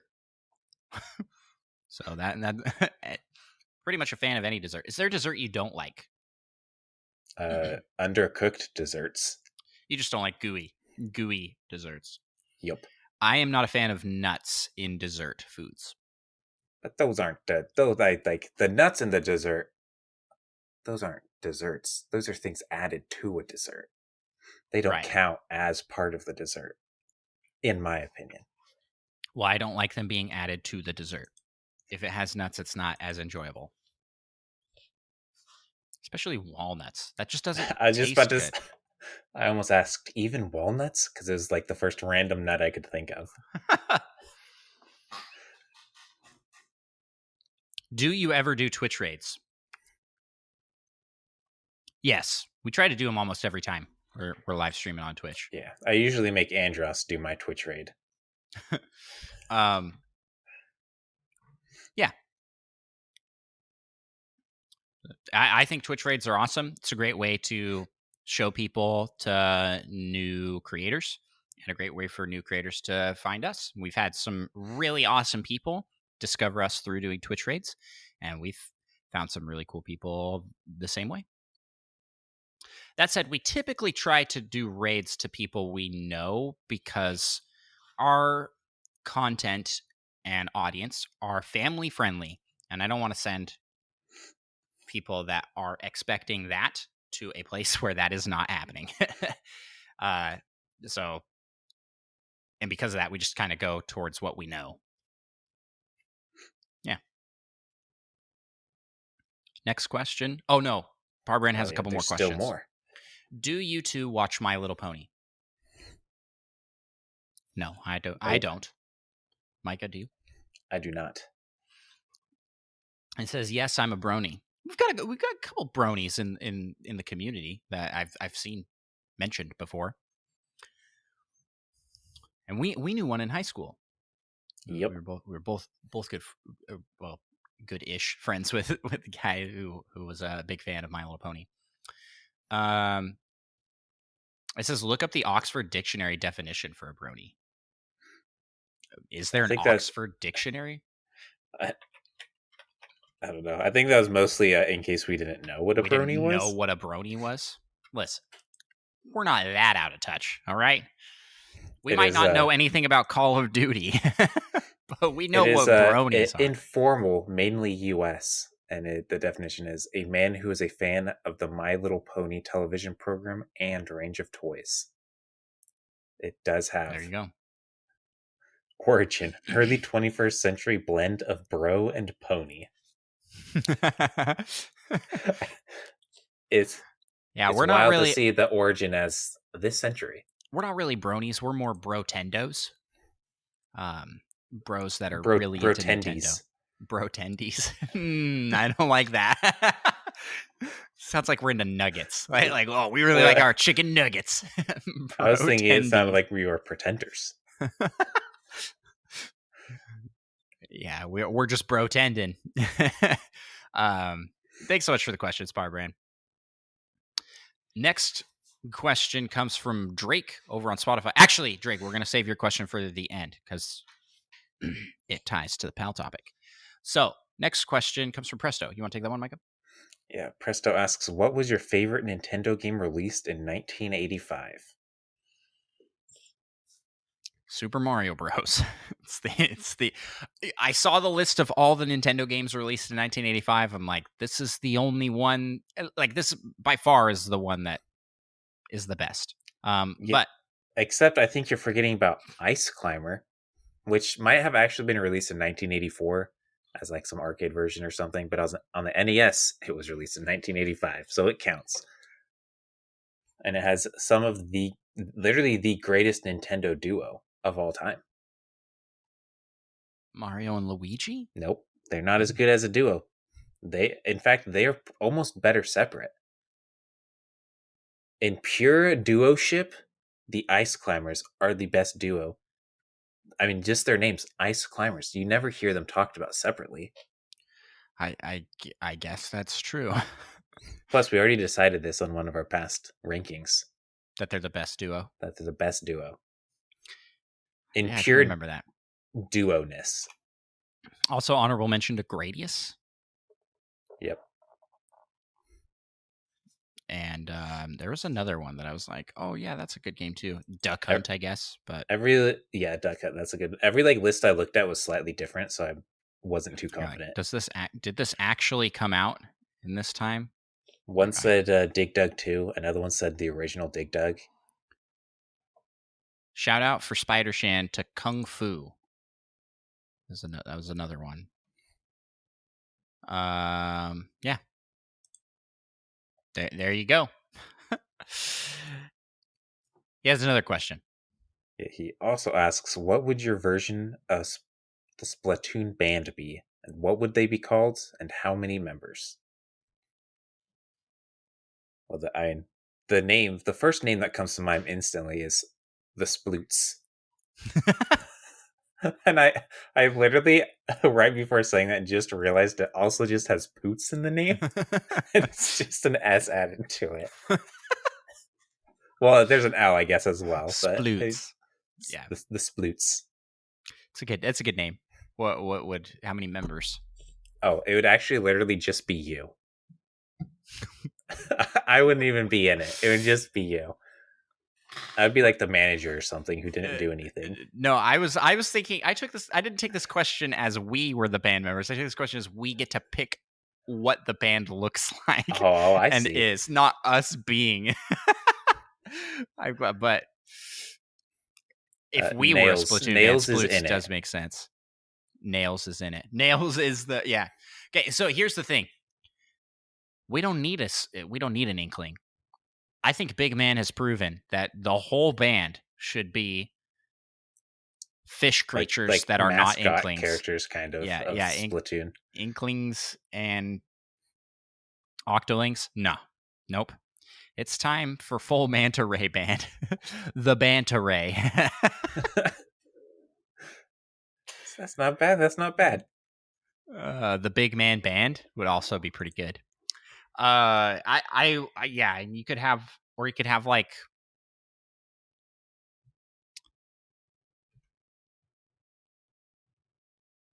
a band that is all shrimp. They're all shrimps, and And there's like 100 of them. They're real small. I'm thinking more like krill, I guess. Krill are shrimp, aren't they? yeah. Oh, and here's their band name, the Krillers. Oh yeah, Yeah, I like it. Are we human or are we Krillers? That's not how the original No, lyrics that's really go in not. that second part, but No, but that's the song they'd sing. Oh man, I think we've nailed that question. Speaking of nails. Thank you so much for the question, Presto. Next question comes from Mute Dog. Asks, what wait. I misread this again. Micah, what do I have this copied over correctly? You said I what think is so. most understood and what is least understood? Hang No, on. that was a joke because I misread it to you the first time and accidentally said most Okay, understood. so it is just. So I just doubled down on the most understood part. So Micah read this to I me at thought the beginning. you realized. I did not. He read this to me at the beginning. I also read it this way when I first read it, and so I thought, oh, maybe I misread it. What Nintendo character is the most understood and why? And then what Nintendo character is the most misunderstood and why, which is Mute Dog's actual question. But first, let's answer that. Who is the most understood Nintendo character? I have an answer. And my answer is Isabelle. She's very understood. She's very clear in how she speaks, and she talks to you every day. So she is very understood, I think. I have relatively similar thinking, but also not really that similar. I was thinking Fox, because he's also one of the few Nintendo characters that just talks A lot. Yeah. He says like, or no, that's Do Falco. a barrel says, roll. Yeah, I think no, that's he Peppy doesn't or say that. something. I was gonna say hands off my prey, but that's Falco. No, he says, "Hiya, hiya." That's my impression of his up B. First of all, where did that come from? Does he do anything remotely like that in any of the games except for when his ship explodes? That's when you die. Yeah, that's what it is. Okay, but here's Mute Dog's real question: what Nintendo character is the most misunderstood? Why is that so hard to say? Most misunderstood. It's something about those two M's, right? Like back to back is confusing to my brain. I have two answers. My one answer is a little bit of a steal from Presto, but I agree. Waluigi, very misunderstood character, because even you believe he is a villain. No, and he is an evil guy. He's misunderstood because people think he's not a villain.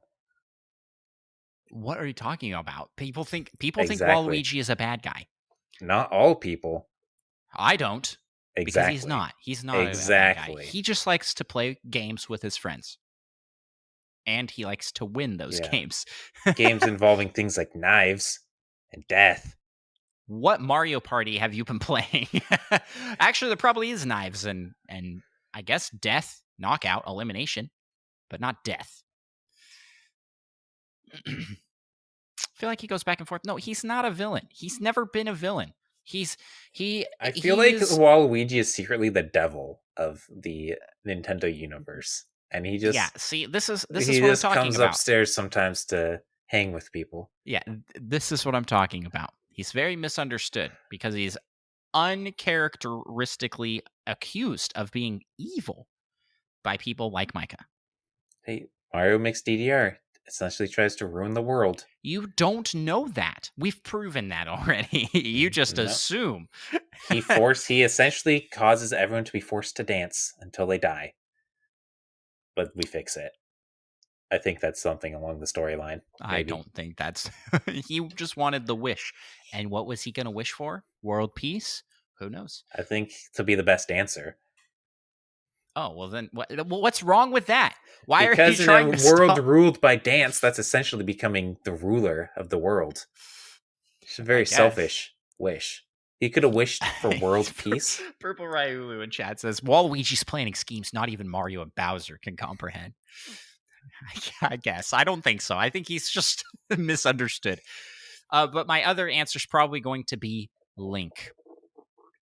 And why is he misunderstood? Well, for one, he does not ever talk. But two, everybody calls him Zelda. I was playing Spelunky this week, and my daughter was like, I want to play the Switch. And she got onto the Switch. She's young, 3. And she's like, look, Dad, Zelda's falling off the edge. And she was running Link over and over off the edge of the Great Plateau and thought it was really funny.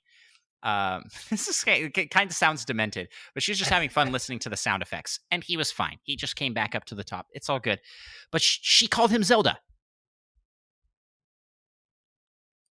This has been a problem for him forever. And I just feel like that's just really unfortunate. He's a misunderstood guy. Nobody even knows his name among the common folk, you know? What's your answer? Let's just skip over. Who? Krakow. The Kirby villain? The Kirby villain. Yeah, you thought I didn't know who that was. Everyone thinks he's a monster and he's terrible and whatnot, but he's a sensitive guy too. He cries. One of his quotes talking about, did you think I'd forget the time you smashed into me with your high jump? That time I was betrayed by the helpers, or when I was replaced by that mechanical cloud? I sniff. That's a sound effect. There's something in my eye. See, I mean, it sounds like he's not even that bad of a guy. Kirby and all the helpers and things just keep beating up on him for Kirby's no reason. kind of a monster. I mean, Kirby's kind of a monster. So I think he's a very cute. I think Krakow secretly has a heart of gold, or he's at least not heartless. I like this answer. I like this answer a lot. And actually, my second answer was very similar to your Link, but also just Kirby, because all he says is hi, and he just eats things. You know what? That transition's really great to Mute Dog's next question. What would Kirby transform into if he ate you? What? Mm-hmm. I think you just get some luscious hair. I was gonna say nice he'd probably get some cool locks. hair. Probably get some cool hair if he ate. He'd become instantly better at Smash Bros. True. I mean, so that's what you get. Not his super incredible, just relatively just good. Your hair, and then he's good at Smash Bros. Now. He probably, if he ate me, he'd probably become a content creator. That's like all I do now outside of, or a dad. So his power when he eats me, like 3 little Kirby's spawn and they cry a whole bunch and like hang all over him and want to play all the time. Does he also cry a whole bunch? Makes it sound like yeah, and he cries a whole bunch, and he has to go to work, and maybe just is very stressed out all the time, and maybe this is getting too real. Maybe Kirby doesn't want to eat someone like me. I think is what I'm saying. My kids don't cry all the time, by the way. They're wonderful. I love my children, but yeah, but kids are kids. But that would be a funny power up for Kirby to get if he ate me and got 3 kids.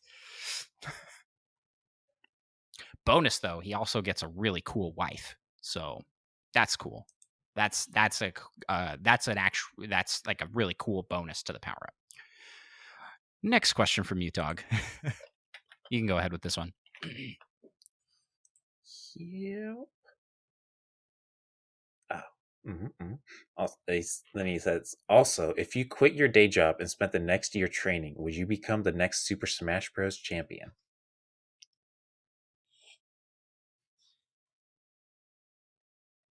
I think a year I could. You think you could become the best Super Smash Bros. Player in the world?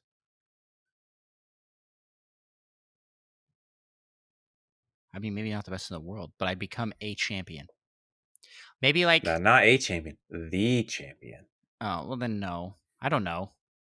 I really don't know because a lot of those guys that are the champions, they. As I'm pretty I sure mean, but people this is already do this kind of. yeah. They if you put a year of practice into something, I feel like I could get very good at it. Very good at it if that was all I was doing. But there's no way I would do that. If I were to quit my day job, I would not be spending it playing Smash Bros. all the time. You have a high. I mean, so I think maybe I could. Maybe I could. We'll never know because I'm not going to try. But Micah's starting at an even higher point on the skill tree than me. So could you, Micah? Uh, Absolutely not. Was Oh, my thought. you don't have as much confidence. Here's the thing: once you become an expert in something, all right, once you become like really knowledgeable in something, that's when you realize that you don't actually know that much and that nobody really knows that much. So I'm at this point of confidence that I could get, but you have gone far beyond that, and you're at the I've point where you're I've like, "There's witnessed the no way." peak. Yeah, yeah, yeah. There's no way. I got to the top of this mountain, and I see the dip, and then the other mountain over there that's even taller. Like that's where Mike is at. Yeah, I mean Great some of those. I questions. mean some people. I mean a lot of people have spent a lot of time playing Smash Bros. I mean I've spent quite a bit of time playing Smash Bros. But even with a year, I couldn't catch up. And even though I feel like I'm naturally a pretty good Smash Bros. Player, some people are just naturally even better and have spent more time. So Yeah. Is there something that you think you could, if you dedicated a year to, that you could and would want to become like champion at? I was thinking like Breath of the Wild speed running. I maybe could go for that. I don't know though. I think it's player 5, ready player or yeah, I think it's just player 5 is the current world champion is extremely good. Like it would be very hard if I had jumped in on it sooner. I think like early in the game's lifespan, I could have been up there, I think. yeah, I But don't know. I can't really I don't think know. of anything that I think I could become the best at, except maybe QWOP. There you go. 1 year dedicated Because to getting good at not enough QWOP. people play that. I think so. There's a chance I could be the best. There you go. Next question. Thanks for the questions, by the way, Mute Dog. Those were great. Next question comes from JDP Cart, aka Jamie. Says, I'm still very early on in Xenoblade Chronicles 3, but it made me tear up last night while watching one of the cutscenes. What's the most recent game to make you start to cry?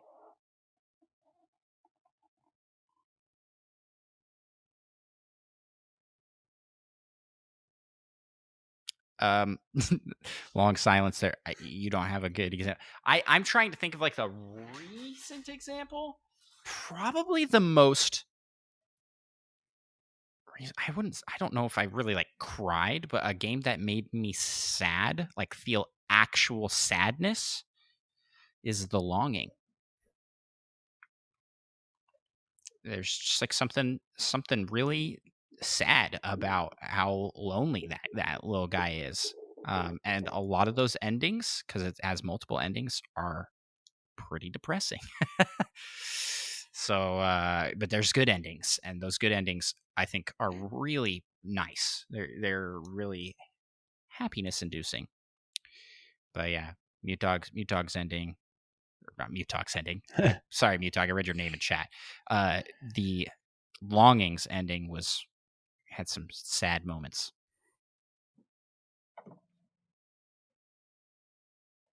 Hmm. Well, the closest thing recently to making me start to cry would actually be Metroid Dread. when I was trying to beat Z57 without uh in the minimum items run in my practicing. But fortunately, literally 10 minutes before I started my actual run, I realized there was a little bit I was missing that made it a lot easier. One extra button press was all I needed to make that bomb jump part a lot easier. To give me some forwards momentum so I wouldn't hit the wall behind me.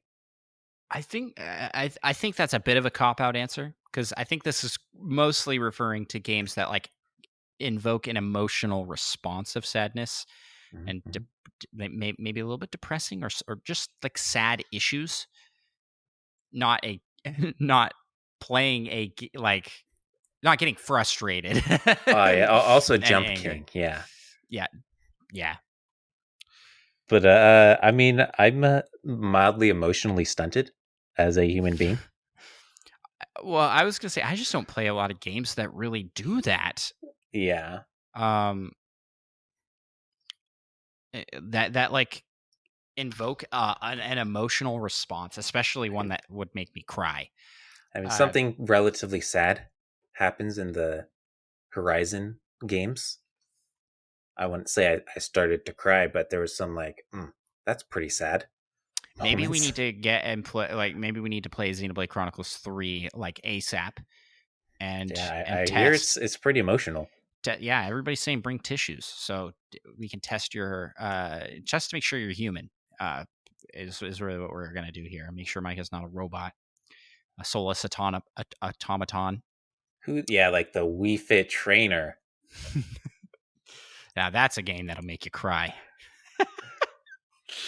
Um, a game that evoked like a really strong emotional response in me that I've played recently is the Stanley Parable Ultra Deluxe. I don't think I cried, but I had some of the like weirdest roller coaster of emotions of like, wow, this is depressing to this is hilarious. Um, it's just such an experience as a game. I think it's mostly comical, but it also has some moments that you're like, this is very dark and slightly horrifying. Um, but yeah, there you go. So I guess maybe I need to play more games like this, but I just don't. I don't know if that's really what I want to do with my game time. Like I really want to play a game that's like intentionally sad. But Xenoblade Chronicles 3 is like deals with some very serious themes. I mean, the characters only live 10 years, and it's a lot of focus on life and what does it mean to live, and it's it's a war story. It's got like a cutesy anime exterior, but it's not at all that on the interior.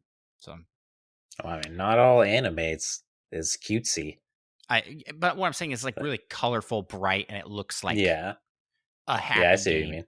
and it is a very serious game. So with happy moments. I mean, they have like origami paper that hurts people. So, Origami King. oh, true that.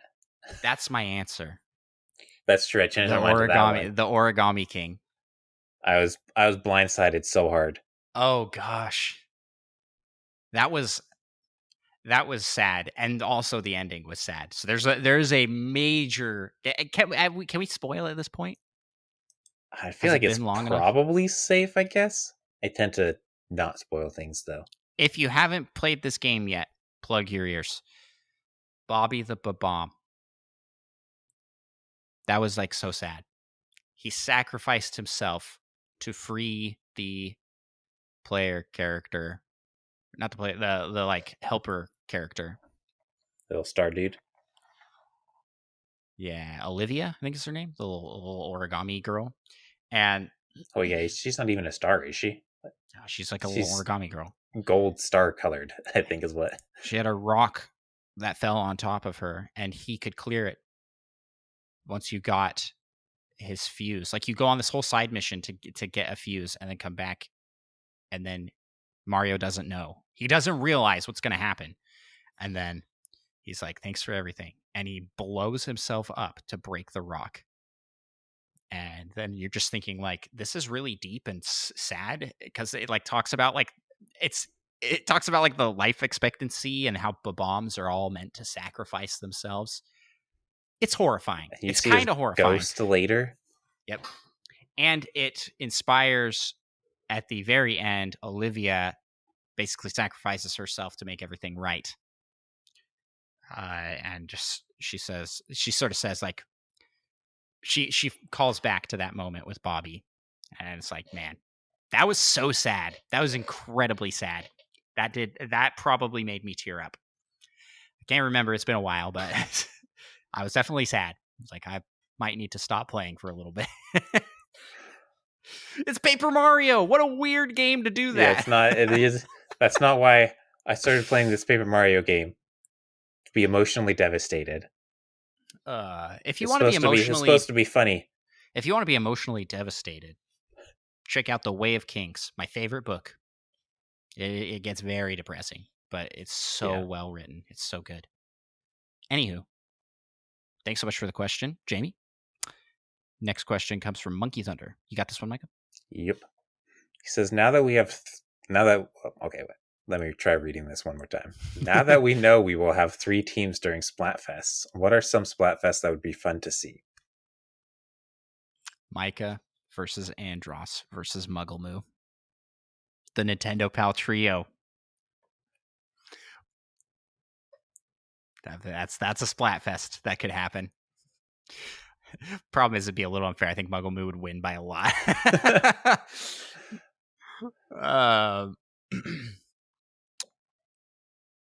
I thought the Triforce, courage, wisdom, power. That'd definitely be a really cool one.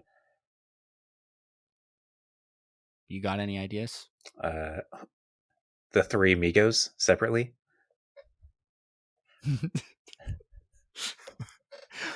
Do they have names? I have no idea. To be honest, it literally just popped into my head 3 seconds before I said it. How about forks versus spoons versus knives? Oh, forks. I thought you said orcs. Orcs versus elves versus hobbits. Or maybe it's just forks versus spoons versus sporks. There were some good answers to this on the Discord. I'm remembering green shell, red shell, and blue shell. Ketchup versus mustard versus mayonnaise. Literally none. Pickles versus cucumber versus zucchini. That's a good one. Oh, yeah, I remember that. Zucchini all the way.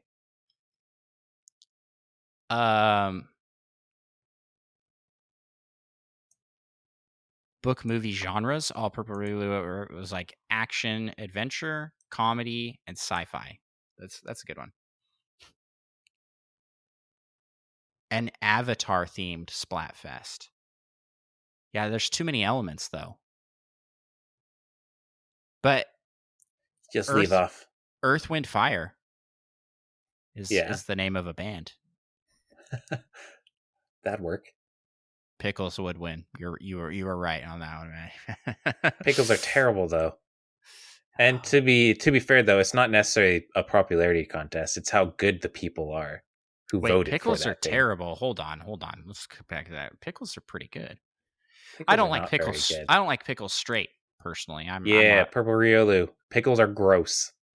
I do have to admit though, on a burger, chicken sandwich? Yeah, especially a chicken sandwich. Yeah, if there is specifically 2 pickles and you take those pickles off, they sometimes leave the slightest amount of pickle juice. That is kind of not terrible. And that's kind of perfect, actually. Like if you take that off, it's missing something, right? What? Like if you just get it without the pickles. It adds just a little bit. That makes it does make it better. Yeah. Okay. So we're on the same. But those aren't pickles. That's just 1 to 2 drops of pickle juice, which is mostly like vinegar, isn't it? Like, don't you pickle pickles? Are gross. Pickles are delicious. That doesn't make sense. This would be an intense Splatfest, is what I'm hearing. This is a good question. A follow-on question from Schlimtor asks, which does the Poot Alliance represent? Wisdom, courage, or power? Of the Triforce. of the Triforce. Yeah, it And kind of ties. my first thing that comes to mind, wisdom. I was thinking power, but I mean, on occasion, courage. I mean, I feel there are arguments that could be made for all of them, Yeah, yeah. But I but think my first poot and instinct was power. wisdom. Why wisdom? Explain to me why wisdom. That's the one I can't explain. because whoever came up with that name is a genius.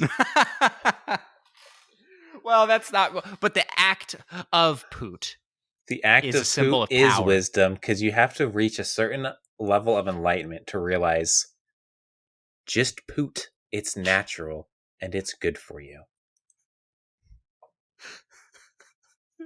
I'm like 5, man. I'm laughing at all these poot jokes. Okay, well, let's move on to the next one. Thanks, Schlimtor, for that. Good. It's good to get a good laugh But out. sometimes courage because you never know if it's just going to be a poot. This question comes But now we from. can move on. Yeah, this question comes from the Falcon. I was just moving on. I just ignored your final statement there. The Falcon asks, or statement with question. Just occurred to me a question for the show. As a Waluigi fan, how do you imagine a mainline Waluigi game or any other Mario character in terms of story and genre? So if you could pick a solo character that does not already have their own game, so no Yoshi, right? You pick a solo character here. Who would you pick and what would their game look like? And I got to give a shout out here. I'm going to pick Waluigi. I'll tell you what my game idea is like, but honorable mention here to Third Strongest Mole, our buddy from Retro Logic, said, now stay with me here. What about a dating sim for a Waluigi game? And I'm like, ooh, there is no Nintendo dating sim except for that one spin-off game, Tingle's Freshly Picked Rosy Rupee Land. No, or is it? That's no. That's the first one. It's Tingle's Ripened Rupee Land of Love or something like that. Balloon Trip of Love, I think is something like that. It's a dating sim where you play as Tingle. I I had mean, no idea this even existed. which sounds awesome. It's not here in the States. Dang, this should have been my answer to last week's question on what game do you want to come get localized. That is the answer. I gotta look it up now. What the actual title is? Go ahead with your character and answer. Oh, I thought I'd just let you take it because I thought it was more Waluigi based. But Ripened Tingle's Balloon Trip of Love. I got the words in there. yeah. I added a lot of extra ones because there's freshly picked Tingle's Rosy Rupee Land. But I would like to see some Rosalina mainline game going through space, Lumas. Things happen. Nobody knows what. What I kind of didn't think game that is far this? yet. Oh, it's a good one. A good game. I want Waluigi to revive Wario Land. And so I just want a straight like side scrolly adventure game with Waluigi. Maybe even a 3D game because you did have Wario Land. There was a Wario Land game on the GameCube. I think that was more 3D platforming. Yeah, that's what I'm thinking. But I don't know. Now maybe I just want Ripen Tingle's Balloon Trip of Love, but instead of Tingle, it's Waluigi. That's what I want. And I don't know if I need Waluigi to have his own standalone game. I would love it. And that would be awesome, and I would definitely buy it. I'd be like, support Waluigi. But I would just like to see Waluigi get some representation in more games besides the party games, and the sports games. He's a staple. He's a mainline Mario character, and he's not in any mainline Mario games at all. But they do kind of the same thing to Wario. Wario's been in a very small handful of mainline Mario titles. the Mario Land games, he's the main antagonist, and then in Mario 64 DS, he's an unlockable character. Why don't they do more of that? Why don't they make him like at least a side character? Like in Mario Odyssey, you've got Luigi with his balloon game. Why not have Wario somewhere in the game and you can do maybe he runs one of the shops or something? Like why not? You have these fantastic characters. Use them. Yeah. Rosalina is already getting that kind of treatment. And that's what annoys me. Is like certain characters just get thrown in everything. That's because they're better than other characters. Rosalina is not better than Waluigi and Wario. Is that controversial to say? I don't think so. No, but it just means you're wrong. Every princess has a matchup, right? Even though, like, canonically, I think Mario saves Daisy, and Mario and Daisy were supposed to be a thing because Peach, but it's still Mario and Peach and Luigi and Daisy is kind of the coupling that Nintendo likes to tease. Rosalina, clearly going to team up with Waluigi. Listen, she's a tall princess. She's a tall princess. He's a tall guy. Just because they're tall. Yeah. I mean, come on now. Mario is short and Peach is tall. So you're saying Wario taller than Mario. Wario and Rosalina. I'm just saying it doesn't work out that way. Waluigi... Real life is a little more complicated. Waluigi realizes he is an attractive icon. I mean, all of the moves he does where he puts the rose in his mouth, I mean, he's milking it. Waluigi thinks he's an attractive icon. And so, I could see him having a better chance with a princess like Rosalina. Is she even a princess, really, though? It's Princess of Space. Of the Rosalina people. The Lumas is what I meant to say. The Rosalinas, the little ones. The stars. Yeah, but I'm thinking for the Rosalina game. Wario already has... Wario doesn't really have like a love interest, but he already, money. Yeah, he loves money, and that's very clear. Waluigi's never really shown affection I think he loves to money. Himself. I don't think he's ever really shown. Yeah, I mean, he knows what he's got. Is what I think is what is happening here. So yeah, listen, dream game still is Paper Mario. And in Paper Mario, you have a Divinity Original Sin battle system with the party members being Mario, Luigi, Wario, and Waluigi. So you can have 4, and you could intermix those or whatever. But they need to be playable characters, those 4 at least. And the end sequence is going to be them all rescuing their princesses, and Waluigi and Rosalina will discover each other, and it's going to be great. And then Rosalina will throw him into a chasm. And then jump in after him because she loves him. No, and then commit a war crime. Perfect. Oh, I know what you're talking about now. No, there's no magic Yoshi tribe here. Again, if you're listening to the podcast and you haven't checked out our streams and our YouTube channel, you're missing out. You're missing out. We've got these jokes that only us and chat rule understand. Okay. Yeah, but I'm thinking for that Rosalina game, something catastrophic has happened on the spaceship, and you as Rosalina have to tell the Lumas what to do to fix the ship. But they're also it's like a little worker placement game. Yeah, but they're also a little dumb, so you have to like really micromanage them. Yeah, that would be a fun game. Maybe they just get easily distracted or something. That would be a fun game. Great question. Okay, our last question, which is going to lead into our pal topic. We're going late tonight, man. It's because I haven't seen you. We missed a week. So now we got to catch up on all this stuff. But our last topic, or our last question, is from Drake over on Spotify. Asks, what is your favorite genre of game? And what is your favorite game of the previously mentioned genre?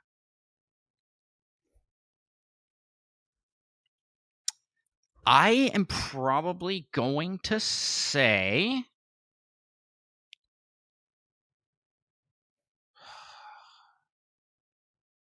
I don't know, like a single genre.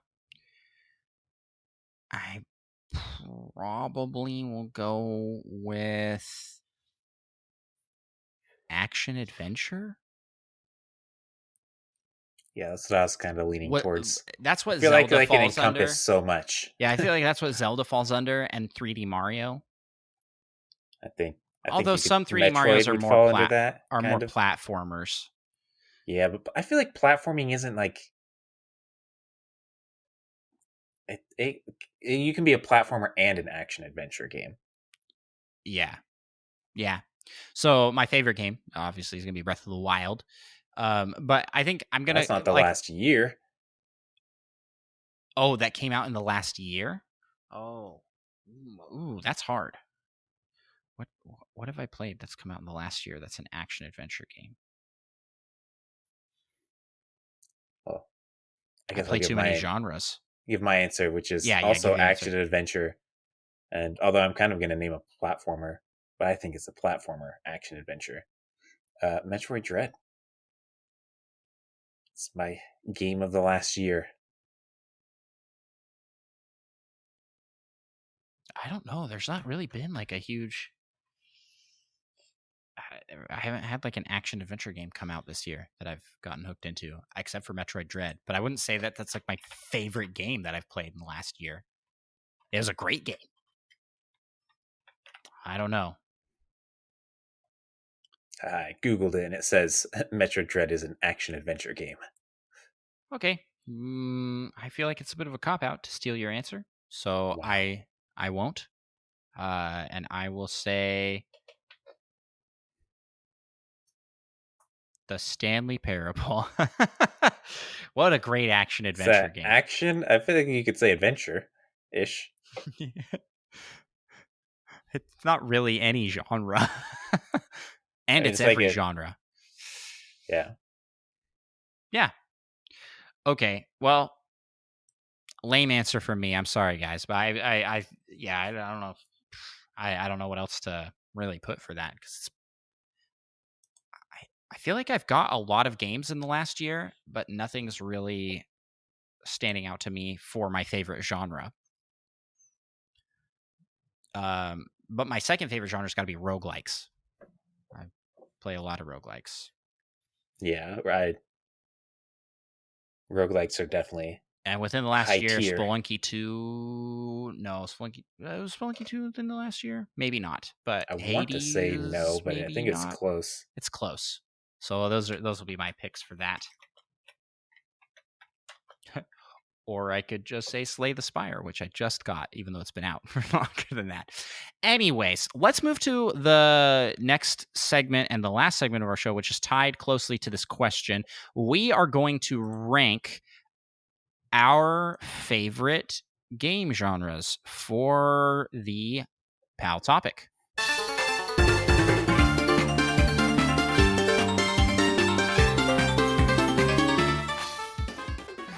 That is right. We have here a tier list and a whole bunch of game genres. And we'll go through these semi-alphabetically, I think is how this is listed. Starting with action adventure. Micah, where would you put action adventure? I think both of us say this is our favorite. So, See, I mean, that top. means we have to put it in S, right? Yep, going up in S. S tier for that one. Action RPG. What does this mean? That is a good question. Is Skyrim an action RPG? Probably. So it's got the like RPG elements. RPG is so hard to define. Yeah, for real. I mean, would Borderlands? It's kind of an RPG. It's like a shooter Yeah. So this is RPG. like I think it would fall under that. Skyrim, Borderlands, Kingdom Hearts. Kingdom Hearts would be another one. So it's like it's got a level up system, a big like skill tree and upgrade system, but it's not really turn based. It's like more action oriented. Yeah, and I'd rate that very high as well. I think so That as well. I think that might also be S. that would also be S for me too. I mean, it's just so similar to action adventure as well. Battle Royale. I can't say I've played too many battle royale games. Fall Guys, Fortnite, Apex. Is Apex Legends a battle royale game? Yep. So it's just any game you play like online In a free with a for all kind of free for way, all big group. essentially. Those are all pretty fun games. Yeah, it's like I want to not actually rate this very high, but there are some battle royale games that I think are very good. So I'm I go. don't know. I think I'm willing to put this one in S tier as well, but in lowest. It's like the Oh, an lowest S tier. S. I was thinking it'd A. potentially even B. We'll split in the middle. But I feel like Go if A. that's an unfair assessment on my part, since there are so many battle royale games I like, so I think A is A. good Okay. then. Yeah, that's a good Relatively score. upper. Beat 'em up. I like beat 'em ups, but by comparison to all these other things, maybe not so much. I think they're decent, but not. A lot of them don't like grab me. But then when they do, like Teenage Mutant Ninja Turtles, Turtles in Or, Time. Rampage Nights. Yeah. Oh man, I forgot about Rampage That was Nights. such a randomly What's great the game that we what's got from like a the humble bundle. yeah, what's the other one that we played? There was another Knights Castle game. Crashers. Castle Crashers and Rampage Knights were both beat 'em ups, and they were both fantastic. I mean, I don't know why beat Dang 'em it. ups are just so much more fun with someone else. Yeah. I'm wanting to kind of put this in B, is where my heart says to put it. Yeah, B that's kind for of what I beat was 'em up. leaning towards. Mostly, probably, yeah, for the B for beat 'em ups. Board games. Mm. Now this isn't board game. This is video game versions of board games. These I like most of the ones I've played. They I've just sometimes actually aren't done justice. That's kind of the problem. Yes, but then other times they're better. Yeah, I would say Gloomhaven. Gloomhaven. Yeah. Just it's so much more convenient, like by Yeah. far. And And confusing rules you don't have to worry about because the game just doesn't let you do these things that are against the rules. yeah, Risk is another one that I think I enjoy way more digitally than physically. Plus, So a so lot of them let it's you play online against. it's such a spread. But then there's ones that don't, and that's just the dumbest. Yeah, but that's Pandemic not. didn't have I online wouldn't put play. that against the genre itself.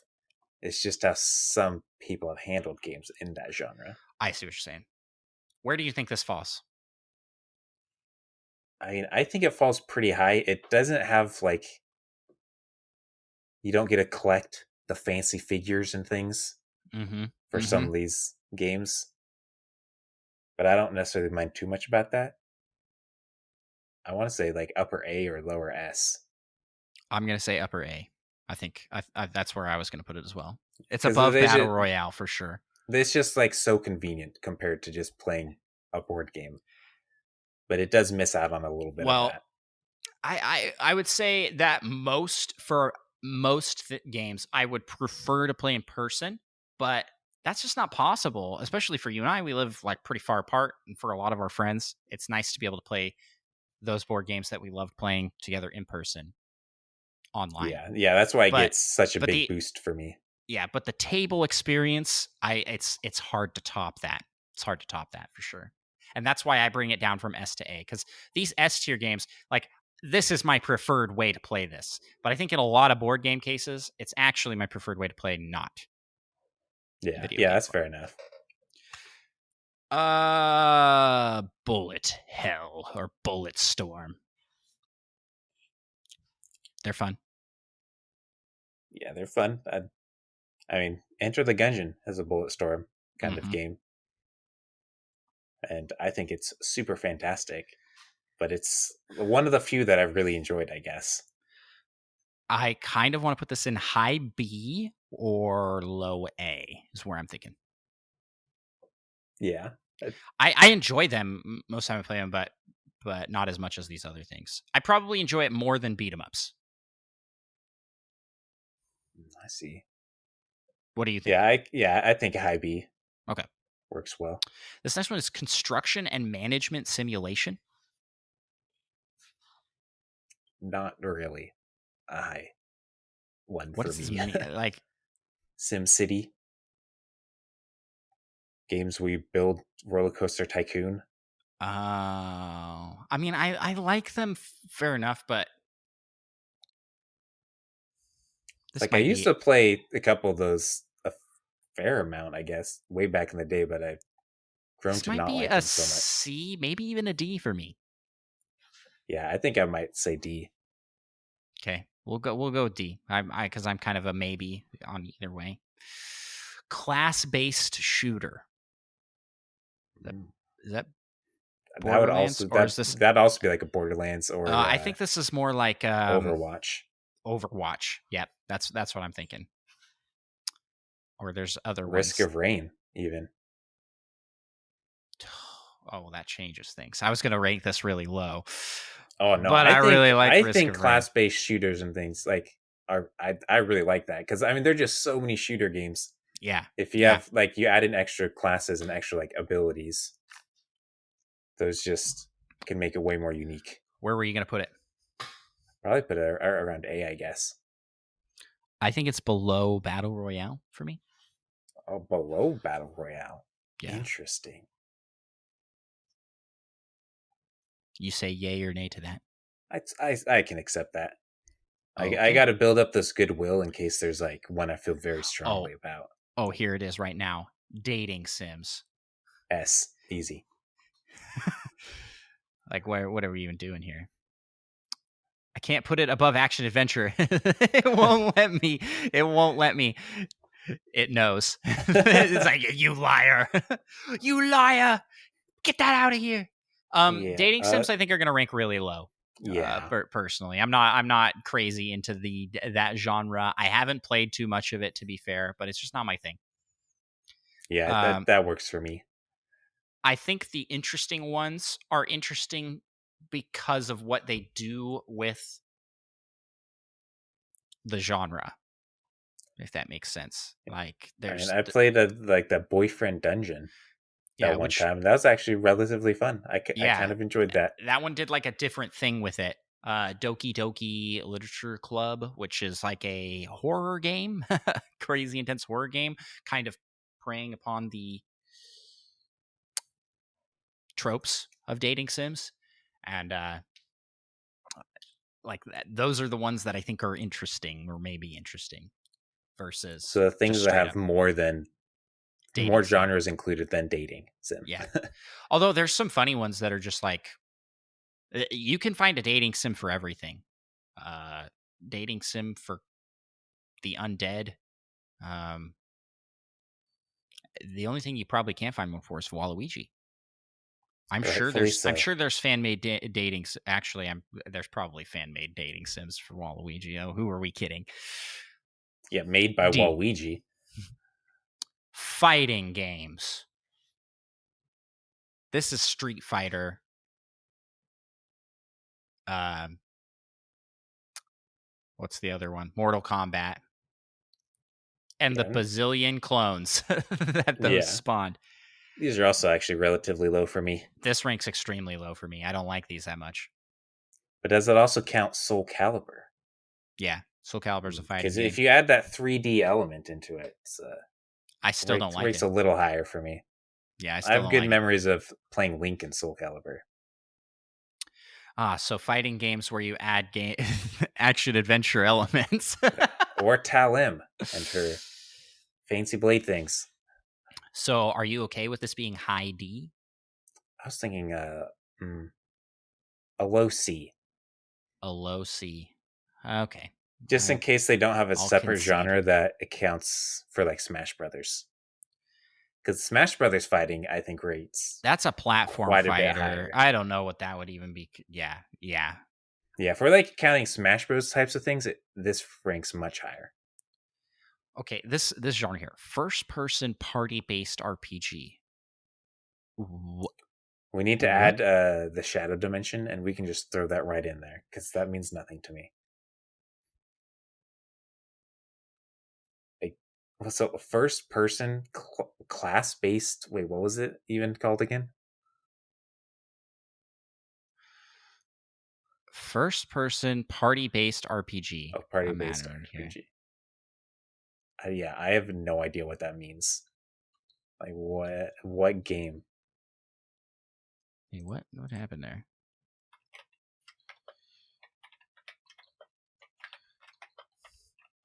I don't know. I guess don't know. party based means just like you have your party, your group. Like in Golden Sun, Final Fantasy. It's not like a party game, right? I gotta change the size of the tier list here. Hold on, everybody.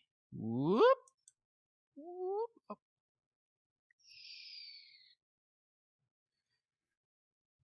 Maybe Golden Sun, but that's not first person. No, other like Xenoblade is almost, but that's third person. Yeah. I'm just gonna someone kick says this one to Mass Shadow Realm. Effect. Is Mass Effect first person though? That's a good question. I don't actually think so. Yeah, I tried looking it up and I can't really find any. Can you recommend some good first person party based RPGs? I've never heard of any of these games. All right. We'll just throw it to the Shadow Realm. We don't know what it is. We're not going to rank it. FPS, first person shooters. I'm not a fan. I don't like them. It's very rare that I enjoy a first person shooter game. Halo is a rare exception there. Yeah, these actually rank relatively high for me, but they're better when they have some sort of twist to them. So where would you put it? Either A or B is where I'm leaning. Then are you okay with it being C, where I'd put it? Low B? Medium B, I'd say. Above or below beat 'em up? I'd say below beat 'em up. I definitely enjoy beat 'em ups more. Sure. Still building that goodwill. Yeah, for these genres that are definitely coming at some point. Interactive movie. Nah. It's like D or F. I mean, this is probably the genre Stanley Parable might fall in. No. It actually might, kind of ish. But I mean, it has to be a good movie, but I can't think of any game I've played. This is like Heavy Rain. Or that Bear Grylls thing on Netflix. That was pretty great, though. For that, it goes to D instead of F. JRPG. I'll admit, I don't think I've played anything that qualifies as a JRPG.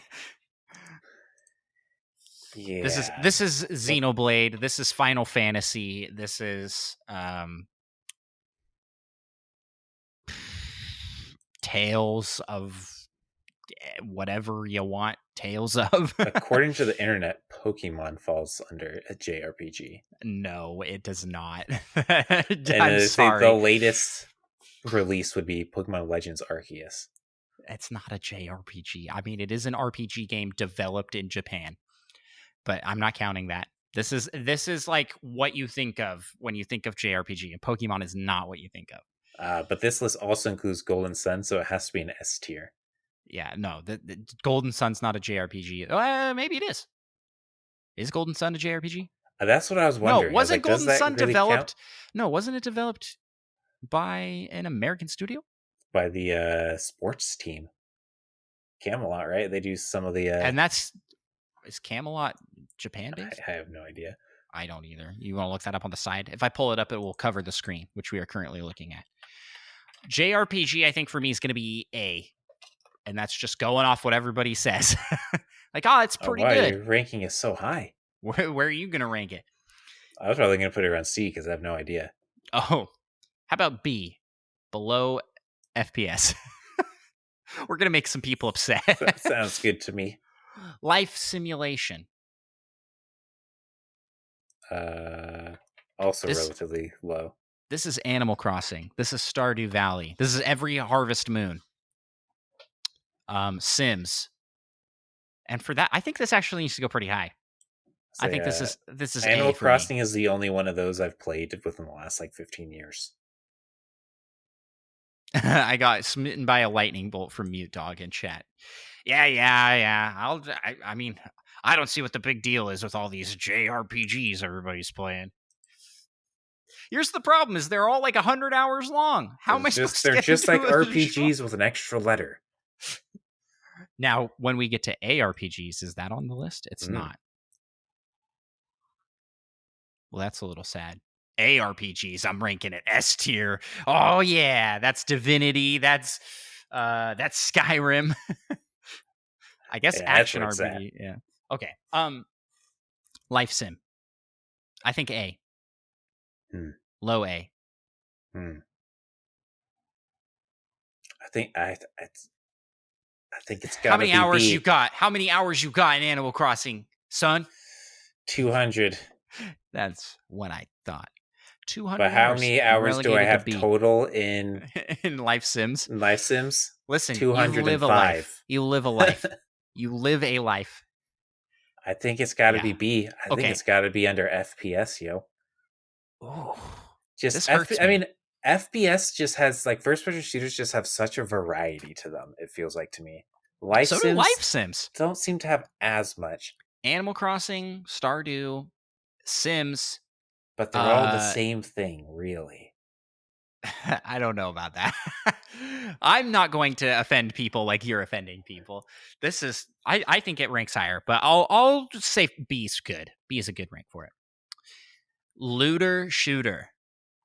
This is. Oh, see, this is like a FPS but better. Yeah. So you want to put this above FPS? Yeah. In B. See, this is one of those unique things. This is one of those unique things in first person. Well, this might not even be a first person. You monsters! Oh, chat. I apologize, everybody that is here. Although sometimes the looting aspect can be a pain in the butt. If I don't think looter shooters are awesome. This is Borderlands, right? Yeah. Borderlands is a looter shooter. It's not bad, but I mean, I'd accept a higher B than first person shooter. That's where it's going. Exactly there. Metroidvania.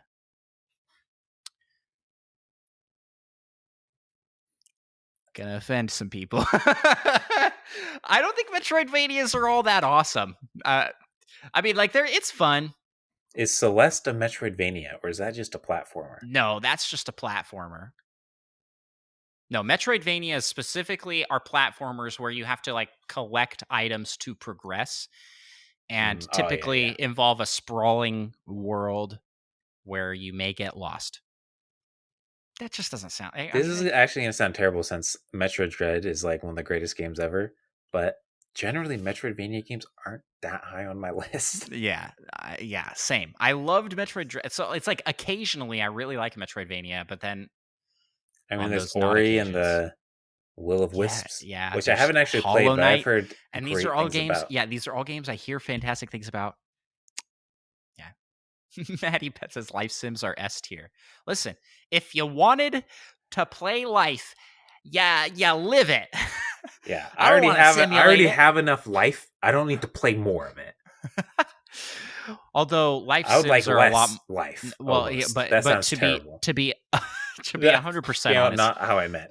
Life Sims are way more fun than real life. Like, Animal Crossing's a lot more fun than really paying bills on a home loan. But is fishing in Animal Crossing more fun than just going out and fishing, especially with some homies? Is Animal Crossing digging up clams more fun than digging up clams? Yes. I don't know why. I find digging up clams in Animal Crossing very therapeutic. Yeah. But also, I think it'd be a blast to go out with some peeps and dig up a bunch of clams. Let's do it. Sometime we will go and do it just to make a whole bunch of fish bait. Yeah. And then we can spend forever making it into fish bait. Yeah. Yeah. Just to get the real experience. We'll simulate the life sim. Or would I rather go Simception, you might say. would you rather go snorkeling in Animal Crossing or snorkeling in real life? I mean, probably snorkeling in real life would be cool. I don't know though. Here's the thing: is in life sims, that stuff's all way less dangerous and irritating. Like fishing's actually there's a lot that you got to do, and It's fun. It's relaxing, but it's just easier in Animal Crossing. Just like a lot of things are easier, like making money and paying off your home. That's all a lot easier And in Life enjoying Sims. things. I'm just kidding. Enjoying things. Yeah. Okay, Metroidvania C. Yeah, I suppose I I can think it's accept a C. I think it's above fighting for me. Yeah, for sure. Okay. Yeah. MMO. Now let's really make some people mad. I don't like MMOs. Yeah, not I haven't too really big. found any that I enjoy. I've tried several, and I'm just like, eh. So take that, WoW players. Sorry, Bronson. This is like it's like his favorite. But I think this might be. There's some redeeming qualities to this. I enjoy the just the multiplayer aspect of it, the online multiplayer aspect of it. So for that, I think it's not an F, but a D. Yeah, I can accept D. It's better than an interactive movie. Probably play it before a dating sim. And I actually think it's the It's highest probably D. the highest D. Yeah. Yeah. MMO RPG, I think is Just get better. rid of that. Throw that into the void. It's an MMO. I don't want to deal with these duplicates, these echoes, if you will. MOBA. Now the thing is, I actually do kind of like MOBAs. Okay. I like them, but they do not grab me ever. I've tried a bunch of them, but I don't know. I don't know. I think these are a high C, low B. Yeah, me. that's what I was leaning towards. C or B? Definitely higher than Life Sim in my preference, but No. I know you wanted that much No. higher. Yeah. Let's go low B, I think. Low B? Above JRPG? No. No, we can't do I mean, that. I haven't really played any, so I could say yes. No, no, we can't do that. That's too. 'Cause, I mean, that's too offensive. I have played and enjoyed like all the major MOBAs that I can think of. We even played Heroes of the Storm a little bit, Yeah, but that was a little too simple of a MOBA from my tastes. I But don't I've know. played I a fair felt that amount way about of Pokemon. yeah, I've played a fair amount of Pokemon Dota Unite. 2, Oh, League yep. of Legends, and Pokemon. Those are the three I've played, and I enjoyed all of them. Although I get burned out after a bit for each of those. Open world.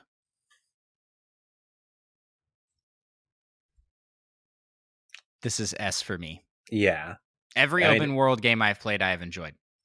I mean, because every open world game is essentially also an action adventure. Like it's an action adventure that just happens to be open world. I know that there are people that listen to our podcast that hate open world games. And you know what? We still like you guys. Thanks for hanging out with us. But you're wrong. Clarify, Andros still likes you guys. No, I'm just kidding. But you're wrong. Open world games are awesome. Yeah, it's not everybody's cup of tea, but it's my cup of tea, and I'll sometimes drink that cup of tea. Sometimes it does involve a little more wasted time, like walking around to places and whatnot. But most open worlds also have fast travel. I just love the exploration. The exploration. Yep, that's it. I really enjoy that. So I never actually saw how many of these genres are there, because there's already more than I expected. We've got a good chunk. I think we're a little over halfway. little Party games. We can cruise through these. Party games. I enjoy these. I'm thinking Mario Party games are fun. Jackbox. You could even consider like Mario Kart and Smash Bros. In this genre as well. Yeah, this ranks pretty high for me. S? I think this is low S or high A. I was thinking high A. Okay. Above board games? I think so. I think between playing an online board game and an online party game, I'll probably gravitate towards the party game. Like I'd rather play a Jackbox than an online board game. Most times. I mean, you kind of got to be in a mood for both. You look like you disagree. No, I just saw Mute Dog's comment saying, "Yeah, you say JRPGs are hundreds of hours, but you'll play 100 hours of open world games." Okay, all right. And he's got a point there. Yeah, but They tricked me into those 100 hours. But you don't have to play 100 hours for that game. You can just True. choose to. True. Yeah, that's true.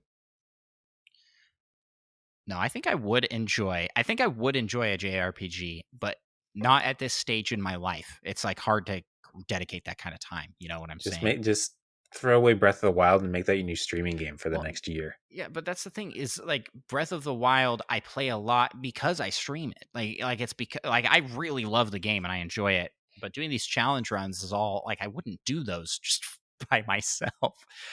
Okay, spinning the wheel of punishment, and it's just me by myself playing that way. So like there's a certain aspect to that, and there are people that have pointed this out to me. Sean Capri, they've been like, "You play so much of this game, what like what?" And it's because I'm making content for it. There's a new that opens up a new way to play games, I think.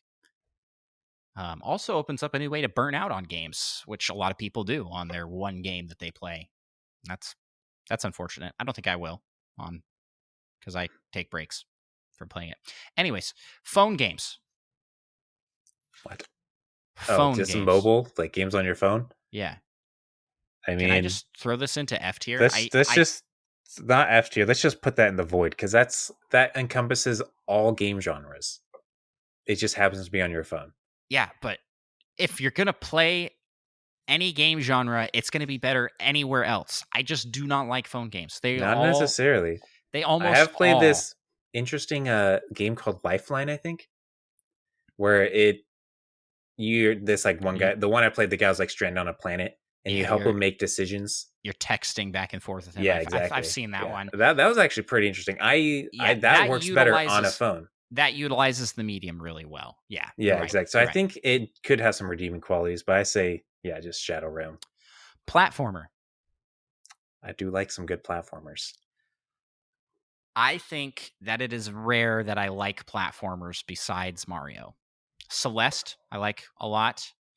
Would Spelunky count as a platformer? Yes, Spelunky would count as a platformer. Are you crazy? I mean, it's like a roguelike platformer, I guess. So I love those games, but I don't like a vast majority. Okay, so that era of the N64 where everyone tried to make a mascot platformer, I'm about to make some people upset here. Crash Bandicoot, blah. Sonic, blah. Like Rayman, blah. Like get all those out of here. They're not good. Metroid Dread. Okay, let's put it up pretty That's high. A platformer. Where do you want to put it? A, S? It's at least A. I'm okay putting this low S. I'll accept that. I mean, Mario alone can bring this entire thing up for me because Mario's just that good. I'm about to have a stroke, says me. These ranking lists always invoke such emotion. Listen, again, we'll express here. These are our opinions. And our opinions are and law. They may be more correct than your opinion, but that doesn't mean we don't like you. I couldn't have said it better myself. Point and click games. I actually like point and click games. What? We should put that above JRPG just to make some people upset. Name one good point and click game you've played. Pajama Sam. Name one good point and click game you've played in the last 15 years. Pajama Sam. You lie. I don't lie. You're a liar and I know it. I don't lie. What did I play recently that was a point and click game? There Is No Game. I played that last year. Fantastic game. Is that a point and click? It is a point and click, yeah. That's how you interact with everything. I guess it is. I gotta prove my word. I guess it is technically point and click. Every point and click game I have played, I have enjoyed. I can't think of one that I'm like, oh, that was terrible. They were all fun. I have not played a point and click game I've enjoyed in the last 15 years of my life. Yes, but you just haven't played a point and click game in the last 15 years of your life. That's not the fault of the genre. Still be facts. That's not the fault of the genre. If they made some good games, I'd play them. But There Is No Game right now. It's so good. Name a second game. Okay, I haven't played this one. Subspace Hypno Subspace Outlaw. Another point and click game that is very good. A lot of indie titles in this genre because there's not like Nintendo is not making point and click games. You know, AAA games are not making this. The indie scene is taking the point and click. There's like the whole resurgence for Monkey Island. Everybody loves that one. I think this has to go somewhere up high-ish. Maybe high C, low B. I'll let you put it in C, I guess. It's going above fighting. Take that, fighting games. I really don't like fighting games that much. Just like, can I go in a little rant here on this? Fighting games are just so not friendly to newcomers, and you have to like learn combos and junk. The only fighting game I remotely enjoy, and most people go, "That's not a fighting game," is Smash Bros. But Street Fighter, I mean, you don't have to learn combos. I've never learned any combos in any fighting game I've ever played. If you go up against someone that's good at the game, you will lose. If I go up with someone that's good at the game of any game I play, I will lose. Unless it's a Mario Party. Or Mario Kart. Mario Kart-ish. Smash Bros. Or no, any of if these someone's good at Smash Bros, they will take a dump on me. Like if someone's puzzle pro games. tier. Next one. We gotta cruise through these puzzle games. Oh, and I gotta end. Purple Riolu. Pokemon Snap is not a point and click game. If anything, it falls under first-person shooter. On rails shooter. Okay. Yeah. I was gonna say puzzle games. Puzzle game. These don't actually rank that high for me because S tier for me. So dependent on the puzzle. Oh, I love every puzzle game I have played. I can't think of a bad one. Name one. Name one? Yeah. Okay, wait. I've got a bunch on my Switch. I really like Panel de Pon, Pokemon Puzzle League. That's the same game. Doesn't count.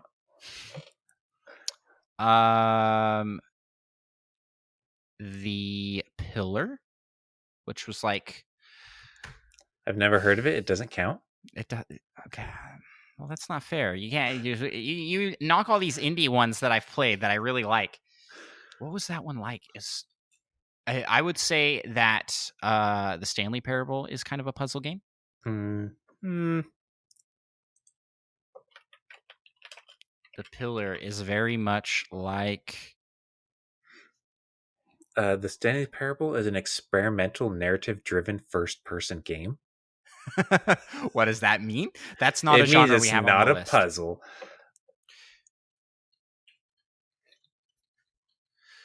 Tetris, Puyo Puyo. The one thing that does bring it up, I mean, are those puzzles? The Witness. That's what I was thinking of. The Witness. Portal 2. That's another one that's listed in here. Fez. Baba Is You. That's a great one. Portal Construct. Bridge Constructor. I mean, a lot of those things you named are like action puzzles, which I feel like are kind of different than puzzles. Scribblenauts. That sounds pretty good. That's definitely a puzzle game. Yeah, see, that's the more kind of puzzle I'm thinking of, but that's a good puzzle game. Yeah. These like Tetris and Puyo Puyo, those are like action puzzles. And Peggle? Peggle is not a puzzle game. That's a pachinko game. Micah, by the way, oh my gosh, I didn't talk about this in What You Playing. Peggle. I played Peggle for the first time this week, and holy cow, it's so fun. Nothing feels better than bouncing like your little Peggle ball and hitting like a ricochet shot from across the screen, and then just feeling like an absolute god tier gamer. You're like, wow, it is insanely addictive. Like I want to go back and play it so bad. Little Nightmares, Professor Layton. How did I forget about Professor Layton? Have you ever played that game? Any of them? No, I haven't. That's what I thought. And the other guy, Ace Attorney. Yeah, I like games to have puzzle elements, but I don't necessarily like the focus to be a puzzle game. Oh no, I love focus on puzzles. This has to go high. This has to be at least A for me.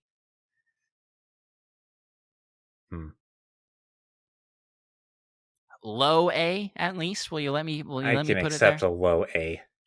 They're Just so because fun. I like puzzle I think you elements in just other I think you games. just need to play more of them and not paneled upon on the hardest difficulty to try and beat me. This is your problem, is you turned it into a Not to competitive try and experience. beat you, to beat you. Yeah, but Just to who's the real just to winner? clarify, Who's the real winner? Because I still like me, those games and you absolutely don't. me. Racing. I'm generally actually not too fond of racing games. They're all right. I think I've liked every racing game I've played, Yeah, which is mostly Mario Kart, they're Need for usually Speed. like pretty good, but Yeah, they're not necessarily great generally. yeah. So C, B, I could a B, low low B. B, low B, below MOBA. Although I don't know how I feel. Yeah, Real-time 3D adventures to the Shadow Realm with you. What the heck does that even mean? What yeah. No. RTS? Real, but 3D? But no, we already have No, somewhere on yeah. here. Rhythm. I really haven't played enough rhythm games. Yeah, I've only played rhythm games on my phone, practically. Or Crypt of the Necrodancer. That one's pretty fantastic. Oh, and those are pretty fun. Yeah, Crypto the Necrodancer.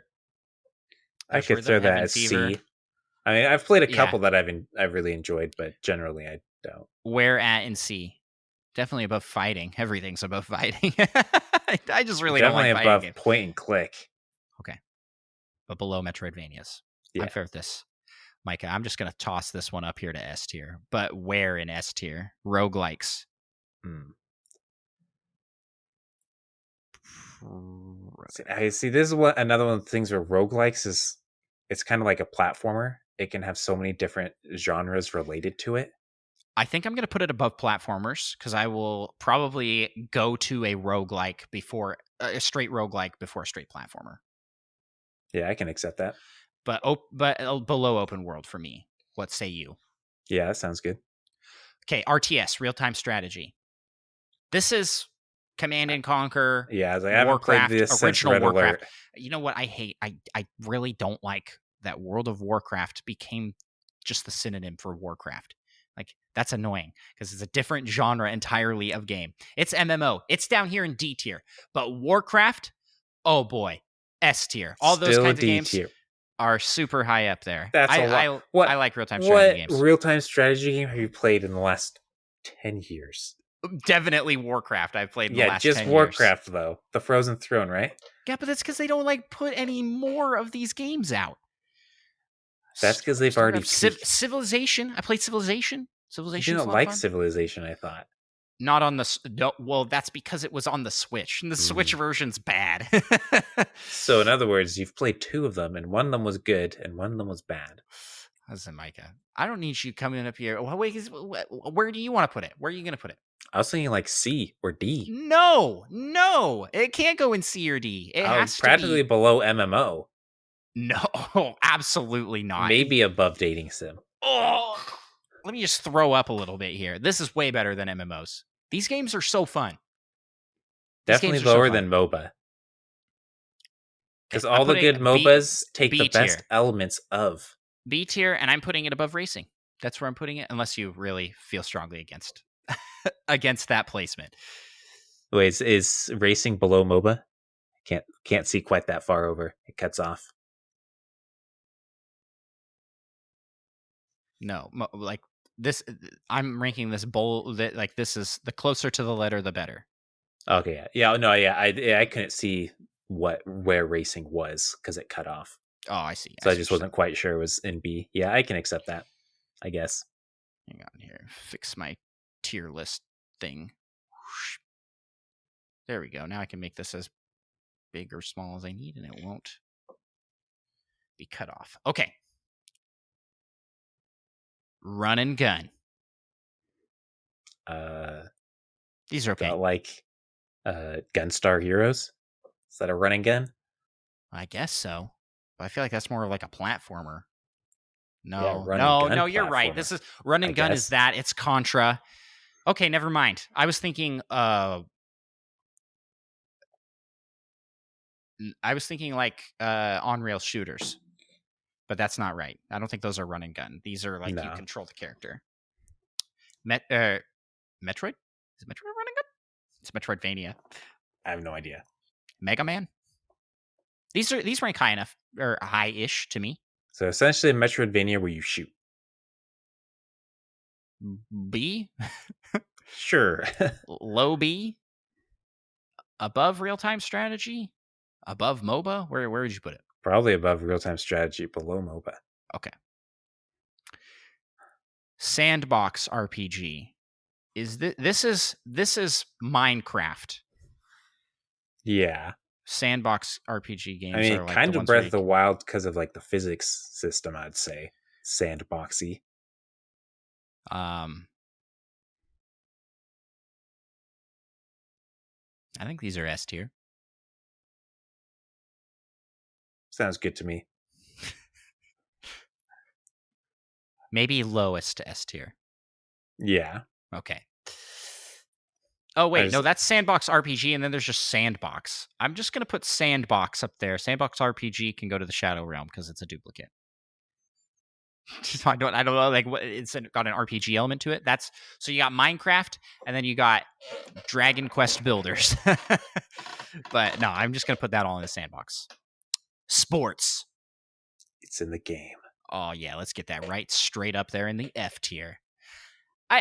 That's not fair. There are sports games I enjoy. Wii Sports, fantastic. I feel like I haven't really played a sports game that I've thought this is terrible, but generally I don't think they're that good. So that's sounding like a C to me. Yeah. I mean, there's some great ones. NFL Blitz 2000. I'll put that in low C. Below fighting, I think. Yeah. Well, which is saying something. Actually, no, it's above fighting. Yeah. Depends on the fighting. Non-Smash Bros. Fighting, it's above. Stealth. I do like a good stealth game. This is what? What is that game called where the guy wears the Skyrim, how I play it. The night vision goggles. Metal Gear. Metal Gear is a stealth game, but no, the other one. Splinter Cell. Oh, yeah. I haven't really played too many stealth games that are... Yeah, I haven't played too many just like straight stealth games, but if I have the opportunity to be stealthy in a different game, I will almost always take that opportunity. But I think this is like an A for me. An A for you. I say it's probably mid B for me. So low A is what we're deciding then, right? Would you put this above Bulletstorm and beat 'em ups? Looter shooters and FPS? Yes. You would? Okay. I'm okay with it. Sure. Survival horror. I don't like it. Nope. I don't like horror games, and especially not survival horror games. Trying to think of a games. survival horror game I've played. But survival games, I do enjoy. Yeah.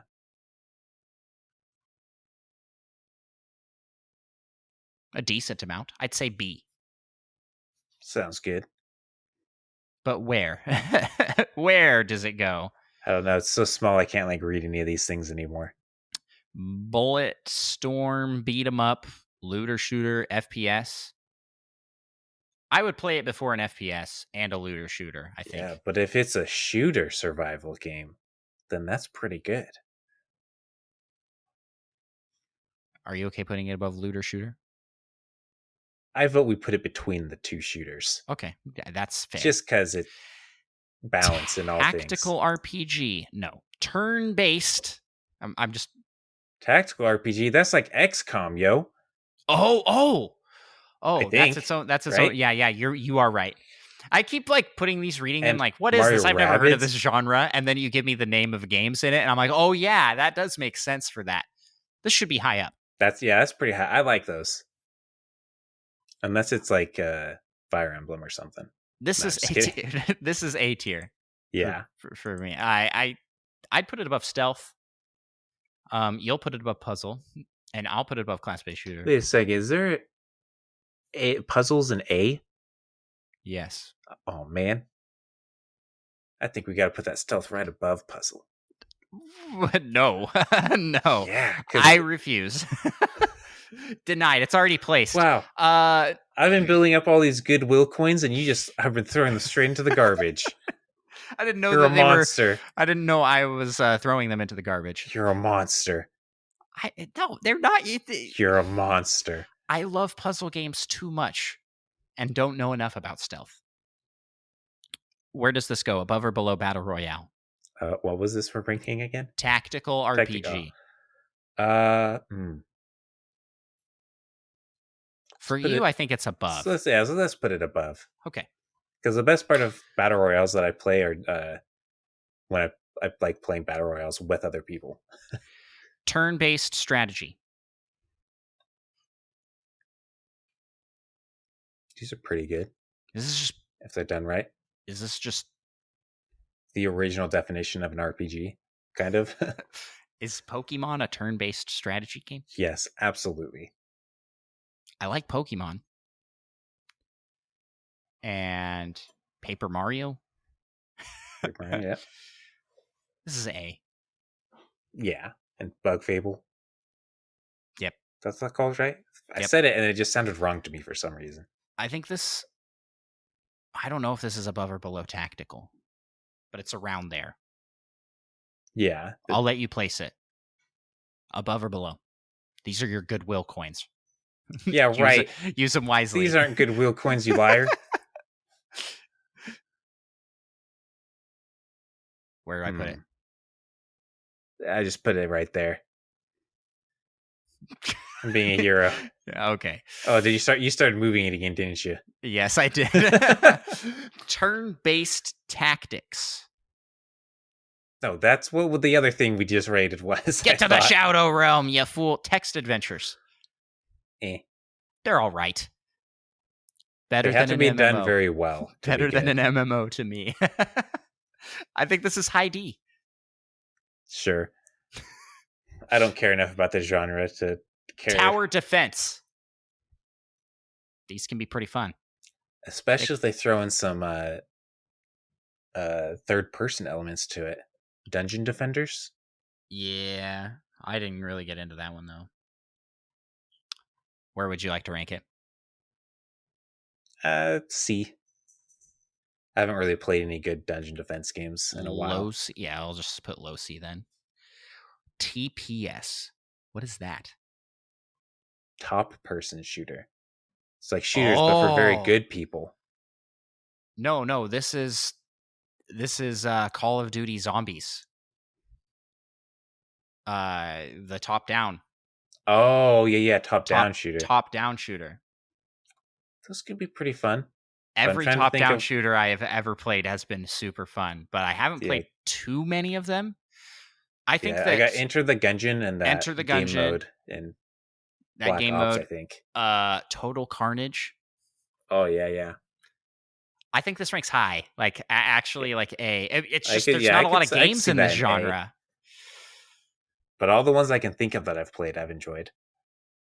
Where does this go in A? I'll let you put it where you'd like, with all them goodwill coins. Above that puzzle.